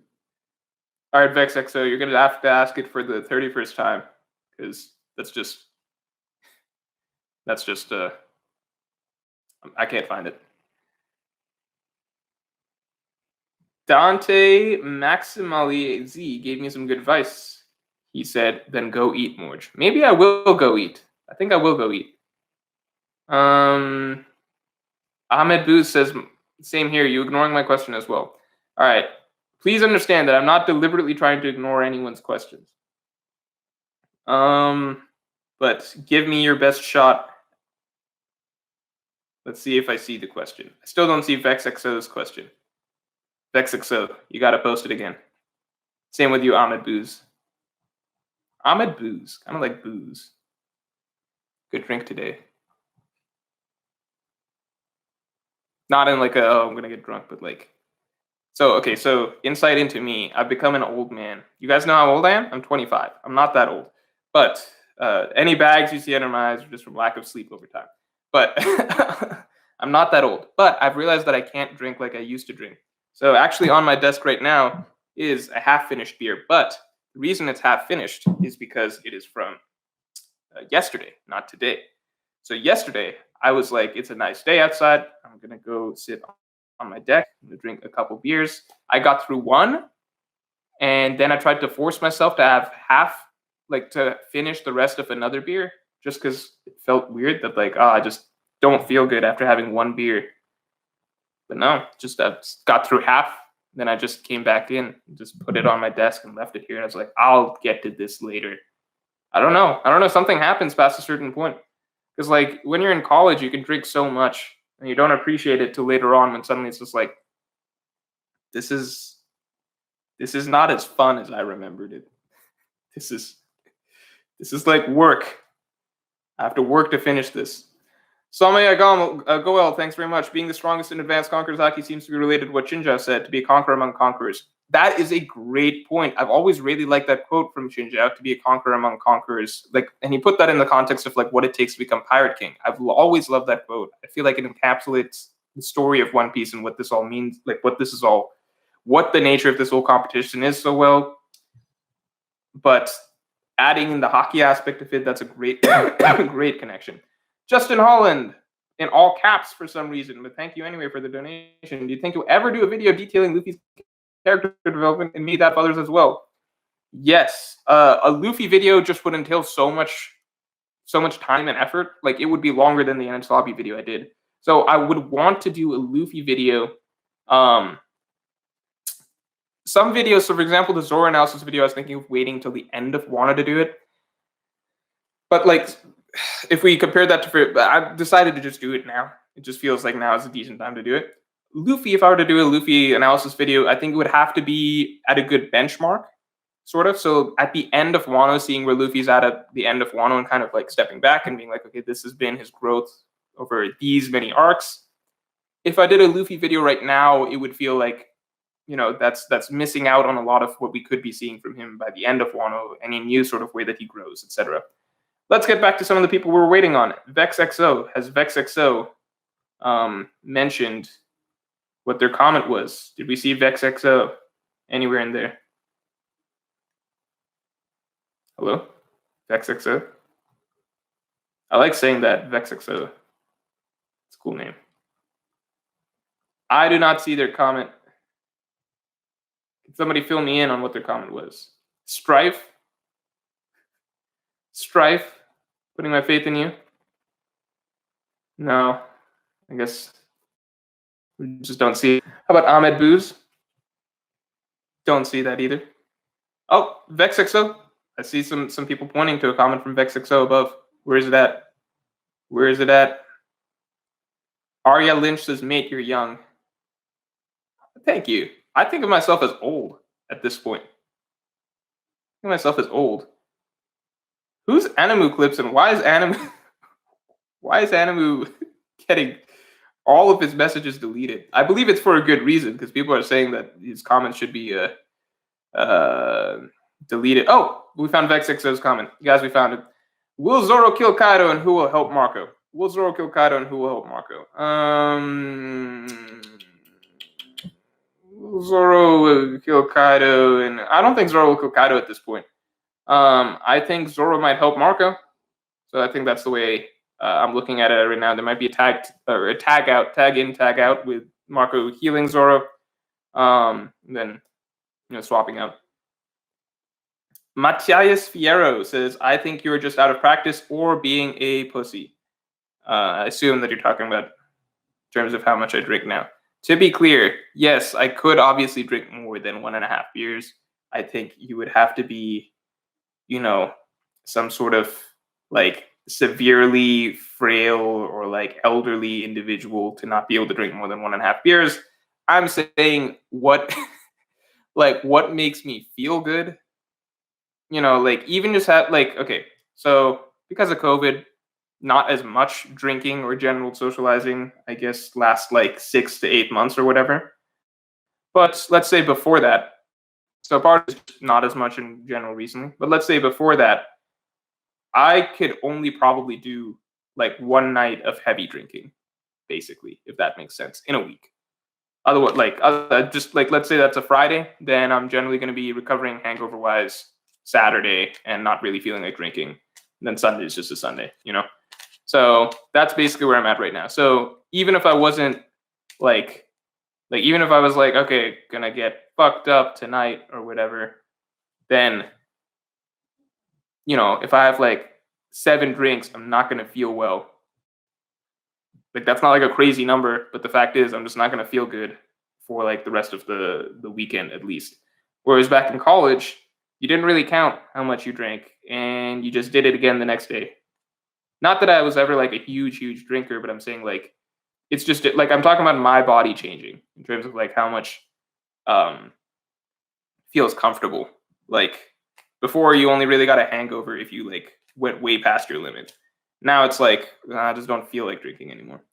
Avinash Vibev, thanks a lot. Luffy is just learning Conqueror stuff, and I see must have mastered it. Kaido, assuming must mean. How can he defeat him so easily? What do you think? Well, if you follow my channel whatsoever, you know I think that he's going to lose here. But Luffy beat Katakuri, for example, so I mean it might be. Goat Brooks says.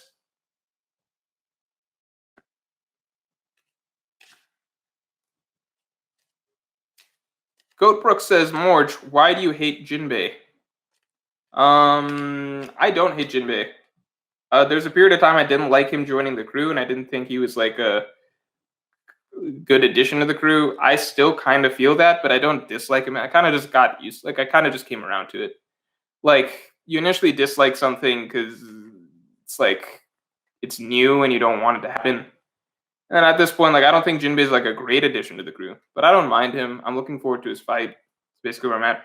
God Complex, thanks a lot. How far off do you think we are from getting your big kid theory? Does that specific thing you've been waiting for feel like it's coming up soon? Yeah, let's say this: if the raid fails and like Killer dies, then you got a kid theory coming up. If Act 3 ends, then and none of what and the raid doesn't fail or Killer doesn't die, then I'm just gonna share what I thought the theory was, regardless. I'll just share what I thought the theory was, even though it's unlikely to happen at that point. But let's wait a little bit. Justin Holland says, do you think each Conqueror is unique? Yeah, as personalities, yeah. But in terms of what they can do, I think it would be really cool if every individual Conqueror's hockey ability could be different. For example, if Zoro's the only one who really manifests his ability as Ashura. Obviously, some of the things will be standard, such as the fact that like Roger and Whitebeard and Luffy, their attacks no longer create physical contact once they coat themselves with Conqueror's hockey. So some stuff will be standardized, but I do like the idea that you could kind of branch it out into specific things. Stefan Green says, 25 is mad young, bro, just entering your prime. Listen, I know I'm not old in comparison to other people, like the general universe of people, but 25 feels like an old number for me to say. Like, I still think of myself as in my early 20s, but the reality is I'm now in my mid 20s. You know, it's just weird. Like my next birthday, I'm gonna be closer to 30 than I am to 20, and that's gonna feel weird. It's just every step feel like I think past 21, suddenly everything feels like you're getting old. Like every little thing suddenly feels like you're old. Like I know factually I'm still young, but I'm just saying like past a certain point, every year starts to feel like, oh my god, can't believe I have that number next to my name. It's a little weird. Jared Hall, thanks a lot. Do you think Blackbeard is hockey? If not, maybe that's why it was so important that he got the darkness fruit. I think Blackbeard probably has hockey, but I think it'd be interesting if he doesn't. I think it'd be interesting cool thing to say about his character. But like the idea that he wouldn't have Conqueror's hockey, I think would be a very interesting thing about his character. But that's basically my guess would be that he has hockey. World's Future Leader says, I'm 23 and I haven't felt that yet. Well, guess what, World's Future Leader? You're old. Whether you like it or not, you're old. You think you're going to be able to keep up with TikTok and all of these things that kids talk about these days? No. You're fucking old. Okay? You think that you're going to be setting the trends? No. You're basically a boomer at this point. Maybe I'm just old because I don't really know what TikTok is. Matthew Holish, what's up? My newly appointed mod. Definitely earned that position. Definitely don't abuse that power. Avinash Vaibhav, thanks a lot. What about whenever 1v1 always bet on Kaido? Yeah, I mean, I would love if Luffy proves that wrong and defeats Kaido. I would just prefer if it takes a little while for that to happen. I would prefer if it doesn't happen right here. Yeah, that's it. If I don't know what TikTok is for the most, I mean, I know what TikTok generally is, but like, I know what TikTok generally is. One of my roommates explained it to me for the most part, and I get it. But like, I don't feel like I'll ever get it in that, like, I don't think I'm gonna like use it, you know what I mean? And like be in tune with it. Mr. Ash says, TikTok, your time is running out. Aha, that's funny. So Joy Williams says Morj midlife crisis. That's actually, dude, you guys don't understand. I had a mid childhood crisis. So I think around the time I was like 11 or 12, I think I still used to like play with like toys and action figures around then. I don't know if that's weird or not, but I think maybe it was when I was 10 or 11. Maybe I'm like, let me rewind this a little further to make it less weird. But I definitely had a point where I still played with like toys and action figures. I was like, oh, I'm not gonna be able to do this anymore. And it actually really fucked me up for the entire day. Like I realized that, wait, once you're older, it's not cool to play with like action figures or anything like that anymore. Like you need to, it's like, what do older people, I guess I'll have to play more video games or something like that. Like your hobbies kind of change. And I just had like a weird mid childhood life crisis, like actually that really, really affected me and made me like really, really sad for like a day. I was just like, I had this sort of like deep, some understanding of it all, of like, oh fuck, like my childhood's like coming to an end. Like I can't just be like a kid anymore. It's all changing. It's like I didn't appreciate it. I want to rewind, do these years again, etc. I think like stuff that people usually think when they're like in their 20s or something like that. When I was like somewhere in the 10 to 12 range, I went through like an actual like mid childhood crisis. It was very very sad times for me at that point in time. Let's scroll down. Second, 689. Thanks a lot. Lucky Roo has a Devil Fruit ability teleport. Devil Fruit ability teleport. I feel like that's too similar to Kuma's, or it's like a more basic version of Kuma's, unless it can do a lot of other things. Sharingan, slot. Should the monster trio equal Zoro, Sanji, and Jinbei? The other Yonko's top three is separate from the captain's weak command. No, so I put out a video on this. I don't think Jinbei is going to change the monster trio dynamic because, like, you know, you can look at Roger's crew and it was just really, and Scopper Gaban, and those were his right and left hand men. The Strats have their own dynamic.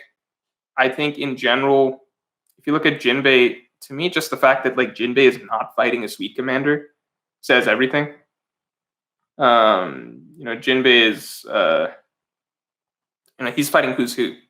So if we assume that like Zoro's going to fight King, Sanji's going to fight Queen, you know, the basic assumptions or whatever, then, you know, like, why are we putting Jinbei in the same bag as them? Like, Jinbei is closer to Frankie at that point than those two. So just keep that in mind.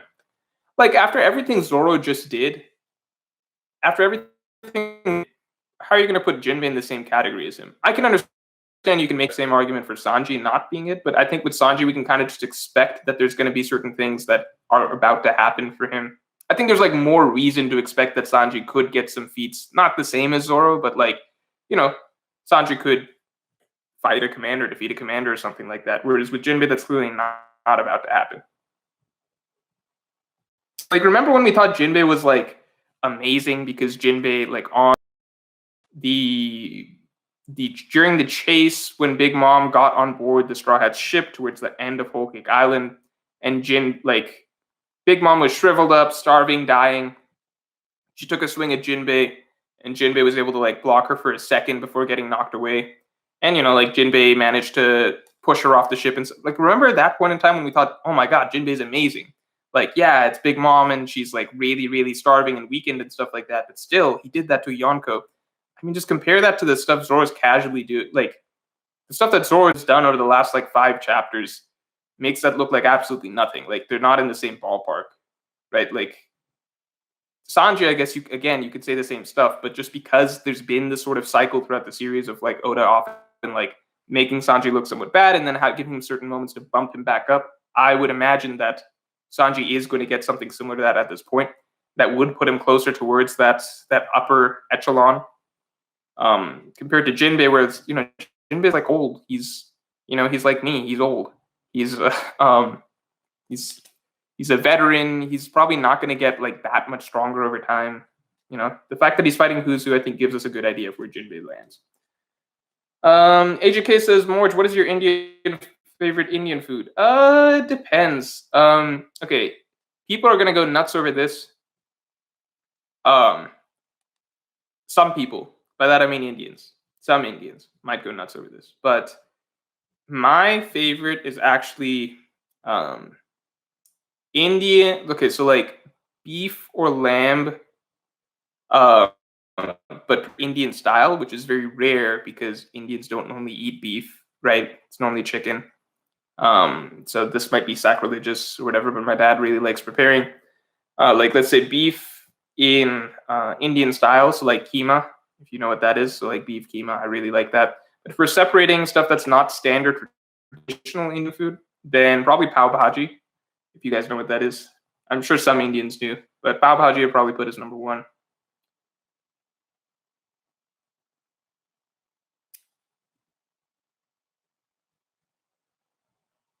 Yeah, I do like. Okay, my favorite food in the world.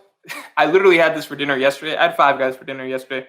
That's not my favorite food in the world, but I'm saying my favorite. Like if I my favorite food is basically burgers. Like give me a burger and fries. That's my favorite food.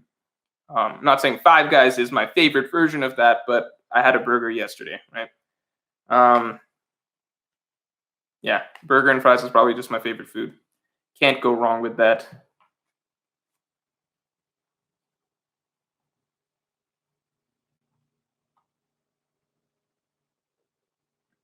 Chicken preparations, I like. Like I like butter chicken. Um, yeah, I like chicken tikka. Indians have, I think, I personally believe, obviously I'm biased, I personally believe that Indians have the best chicken preparations in the world. I think that we've got the best takes on chicken. Indian food just generally isn't my favorite food because the things I like best are red meat, and Indian food is not usually red meat. But like I think our chicken preparations are the best in the world, personally. Bob Bobbington, thanks a lot. Do you think Big Mom has been made too much of a joke during the raid? I think she has got tossed around too much. Also, Kid versus Big Mom is a weird matchup. Kid versus Big Mom is something I'm going to be talking about. Again, there's two videos coming out this week. I'm glad that people are bringing up questions surrounding them here because it reinforces in my mind that these are topical videos. So, Kid versus Big Mom, I'm talking about on Friday. Zoro in the future of his Ashra stuff, I'm talking about on Tuesday. I think Big Mom, it depends what you mean by joke, because I do think like she's taken no damage and Kaido has taken a lot of damage. So you could argue she's actually looked better than Kaido, but she's also done less attacks than Kaido. Like she's engaged less than Kaido. So it depends. I think she definitely felt like similarly powerful, if that makes sense, but she just got less spotlight. And I do think that at the very least, people aren't talking about Big Mom being weak like people were at certain points. So whether or not you think she's a meme, I think we've all been made to understand that she is supposed to be as strong as Kaido, roughly speaking, basically on a same level. That's about it. And maybe she has been made too much of a joke in some people's eyes. But I think at the same time, she hasn't no one is able to damage her. So, factually speaking, you could make strong arguments for her having maybe the best showings over the course of this rooftop fight. But in terms of feel, I can understand why people feel like she has been maybe put in many humiliating positions, I guess you could say. Whereas Kaido has never been put in a sort of humiliating position that takes away from his sense of presence or sense of threat. Samaya Goel, thanks a lot. I really would like Sanji versus Queen and theory of Frankie's opponent. Bring Kokoro's son being Frankie's opponent being Kokoro's son to be true. I think that Frankie's opponent being Kokoro's son would be a really cool setup. Really, really interesting. I would love to see that play out. And I would also like to see Sanji versus Queen. People are saying Morj, Chin Hwang says Morj is a fake Indian. Atomic Ambition says, damn, Morj went to USA and forgot the culture. Oh man, I just like it. What do you want me to say? I can't change what I like. Gelfman, thanks a lot. Appreciate it. I just like it. Leave me alone. I say that, but I know that in India right now you're gonna get a lot of trouble for eating beef. A lot of trouble for eating beef. At least as it is right now, as I understand. BNF Daniel, can you rank the crew with Yamato in it? Like my favorites or like strength? I'll do strength. I don't like ranking favorites in front of you guys because then you guys know my biases. I'll do strength for fun. All right. I'll say Luffy, Zoro, Sanji, Jinbei or Yamato. Jinbei or Yamato? I don't know. Jinbei or Yamato, one of those two. Then probably Frankie. Then Robin. Then Brook. I think people overrate the hell out of Brook just because he got the most recent showings in Whole Cake Island, but I think Brook has always been clearly below Frankie. I mean, you can see that in the matchups they're given. Frankie's fighting Sasaki by himself. Brook is teaming up with Robin to fight Black Maria. And by the way, Robin would wreck Brook. I don't think people realize this. Robin would destroy Brook. Look at what Robin did to Hakuba. Like, Brook is like a perfect matchup for Robin. And Robin just generally, I think, is more effective against more people. So I put Robin above Brook. I think Brook is the most overrated in terms of strength. Like, he's generally put, like, yeah, it's really just like he had some cool moments in Whole Cake Island, but he's never had like a win that's like significant at all. Yeah. Then probably like Chopper, then Nami, then Usopp.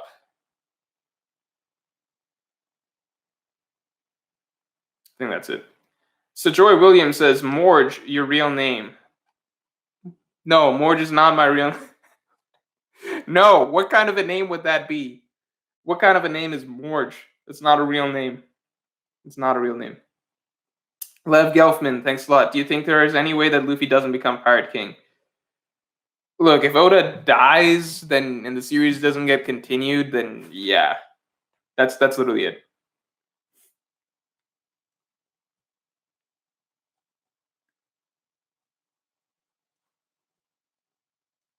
So Joey Williams, I'm kidding. I'm kidding.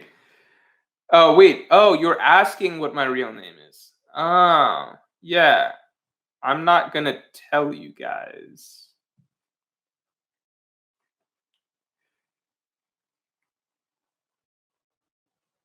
Shogo says his name is J Rome. It's not. I promise you, it's not Jerome. I said I was gonna call the stream in like a little bit, but I'm having fun. I'm also hungry. Been hungry for a bit. I will call the stream in 5 minutes. I think that's it. 5 minutes, so no super chats or anything like that, because I'm just gonna be winding down.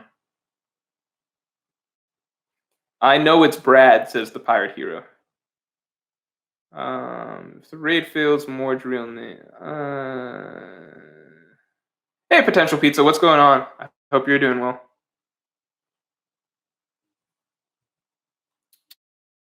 Yeah. AJK says, Morj, I have birthday in 5 days. Present me with mods, man. Don't be greedy. No, if it was your birthday today, then I would mod you. But unfortunately, it's not. Luis Barajas says, Barajas is very, very cringe. Oh, sorry about that. RK10 chances went 8 and took a mile walk, and you're still going well. Yeah, I've been having fun. Justin Holland says you missed my last super chat. Justin, just type it. I'm sorry. I didn't mean to. I'm sorry. Type. You know what, Justin Holland, you get a mod. You get a mod. You super chatted so much. You can just be a mod, and then I'll see your next question. There we go. But no more. Yeah, I'm modding you, so no more super chats or anything like that, because I'm gonna call it in like a little bit. Joseph Lee, you are the last super chat. If you super chat from here on out, I will not answer it. Okay. Joseph Lee gets to be the last super chat. Do you like Orochi as a character? Would you consider doing an analysis on him on any time sooner after Wano ends? I need to see where Orochi's character wraps up. You know, clearly there's a lot more in store for him. At the moment, I guess I could do an Orochi analysis, but it's just not interesting. Like some of these things I do depending on how interesting they are to me, right? But it's not. Yeah, it's just not. Orochi's not. He's just not as interesting enough of a character. Like, I'm not saying he's a bad character. I'm just saying for me personally, is he interesting enough that I would spend time doing an analysis video. Analysis videos, I put much more time into writing, and much more images are involved in them. So I'm just not going to do one for Orochi. Maybe if something really crazy happens over the course of Wano and Orochi just became like the best character, then maybe. God Complex says, if the raid fails, you have to talk shit. I know I will. If the raid fails, I will see how I feel if the raid fails.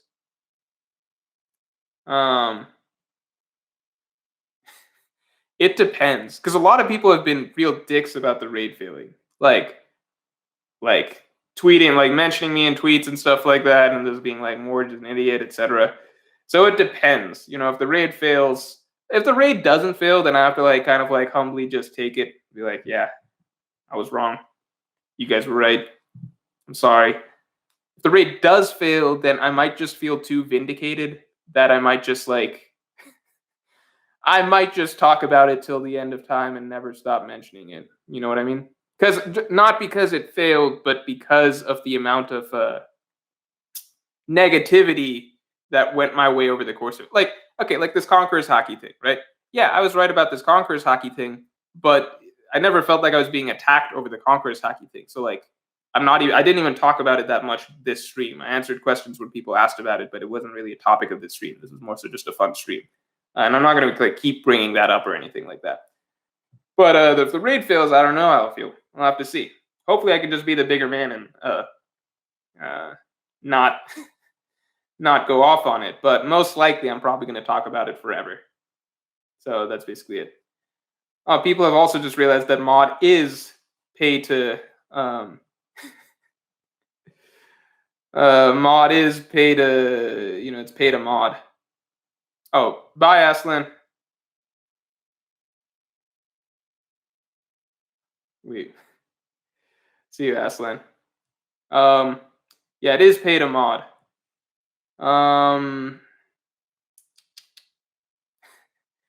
AJK, no. Oh, shit. I already modded you. Why'd you do this? This was a mistake on your part. No, wait, no, I didn't mod you. Who did I mod? I modded someone. I modded someone recently. Justin Holland. I modded Justin Holland. Theory if Justin Holland makes a comment. Oh, there we go. All right, we found Justin Holland's comment. It came full circle. The thought train came full circle. Can Conqueror's Hockey be used to power up others for a short while and Luffy do it eventually? I mean, we don't know. It'd be kind of cool, but maybe. It'd be kind of cool. Seems like I guess that's related to the nature of the ability. Like, it's Conqueror's Hockey, so it's like leadership to a degree. So maybe it makes sense you empower your troops. I would rather people don't just win fights because of that. So we'll have to see. Kid Blue says, missed super chat from One Piece Big Dingus, or One Big Dingus. Do you think we'll see the return of Sogeking? No. Unless you believe Usopp is Sogeking, which is not the case. Listen, AJK, I said no more super chats. And you said we can't let the birthday end in failure, but guess what? Maybe if the birthday ends in failure, then that'll be a good omen for the raid ending in failure. So I actually have an incentive not to mod you. BNF Daniel. No, I'm not responding to BNF Daniel. I'm sorry. I can't because I said no more super chats. And if I respond to you, then other people will as well. I apologize. Okay, I'm sorry. I did a Sogeking Usopp joke. I know that those jokes are really lame. I just did it because I'm so indoctrinated by the rest of the One Piece community making that joke that I couldn't not make it. In reality, I do think it is a pretty cringe Reddit joke that, it's so overplayed at this point that it's just, I lose respect for people when they say it in real life. So I hope you all lost a little bit of respect for me when I actually said an Usopp Sogeking joke in real life. I hope that whatever level of respect you had for me before that dropped at least 4 to 5%. At least 4 to 5%. One Blue Piece says the joke has to just die already. Yeah. It's just an annoying joke. I said it because it's you're brainwashed past a certain point. It's like, Sogeking, is he still around?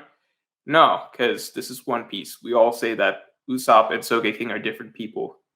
And you just say that on autopilot,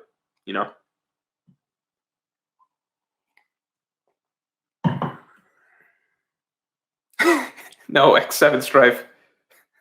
I don't want to lose your respect. I value it very highly. How many No, what did I miss about the Blackbeard 3 soul theory? Javier Hernandez. Can you fill me in a little bit? I'll look out for Javier Hernandez's comment. Raj Diol says Morj top 5 manga. One Piece is number 1. You're talking about my favorites, right? Favorites, it's too hard because like I like different things at different times. Like when I was reading, there's a point I was reading Vinland Saga. I was like, this might be. I love this so much. This is one of my favorite series. But now, just because the problem is like quality changes over time. So like during me reading, let's say Vinland Saga, I'm like here with it. Like I'm like I love this series so much. Then some things happen. I just get turned off of the series. I'm like, my peak enjoyment was here, but right now it's like here. Where does that put it for me? I don't know. Berserk for me, that was like what I was reading, and that was one of my favorite experiences. Where the story's at right now, it's like definitely a lot low. Like I'm not that invested in Berserk where it's at right now. So it's hard to say. Yeah, it's just hard to say. Like I don't have a top 5 manga at the moment. Sorry, I don't have a top 5 manga at the moment. Really want to read JoJo's Part 8 soon. I'm kind of waiting for Manga Dex to come back. Besides that, Chainsaw Man I really, really enjoy. In terms of straight enjoyability, Black Clover is probably the manga that I enjoyed the most recently. Probably by far. It's a very enjoyable series if you're not looking for anything too deep. Jujutsu Kaisen I really liked recently, but a lot of it is like what I read most recently because very few manga like really, really stick with me or stay with me for a long period of time. One Piece is one of the few that does that, that I want to keep talking about and keep looking into. JoJo's, that's one of the reasons I really like JoJo's because it's a fresh thing each time. So even if like I liked Steel Ball Run a lot, I did not feel like it delivered for me on everything it seemed to have set up by the end of the story. In terms of ideas, it delivered on like let's say 50% of its ideas. But that's the great part about JoJo's is that it's a new part that came out, which means that I am not bogged down by what happened in the old part as much. Even though I really, really liked Steel Ball Run, it didn't become what I thought it was shaping up to become. It didn't quite hit that.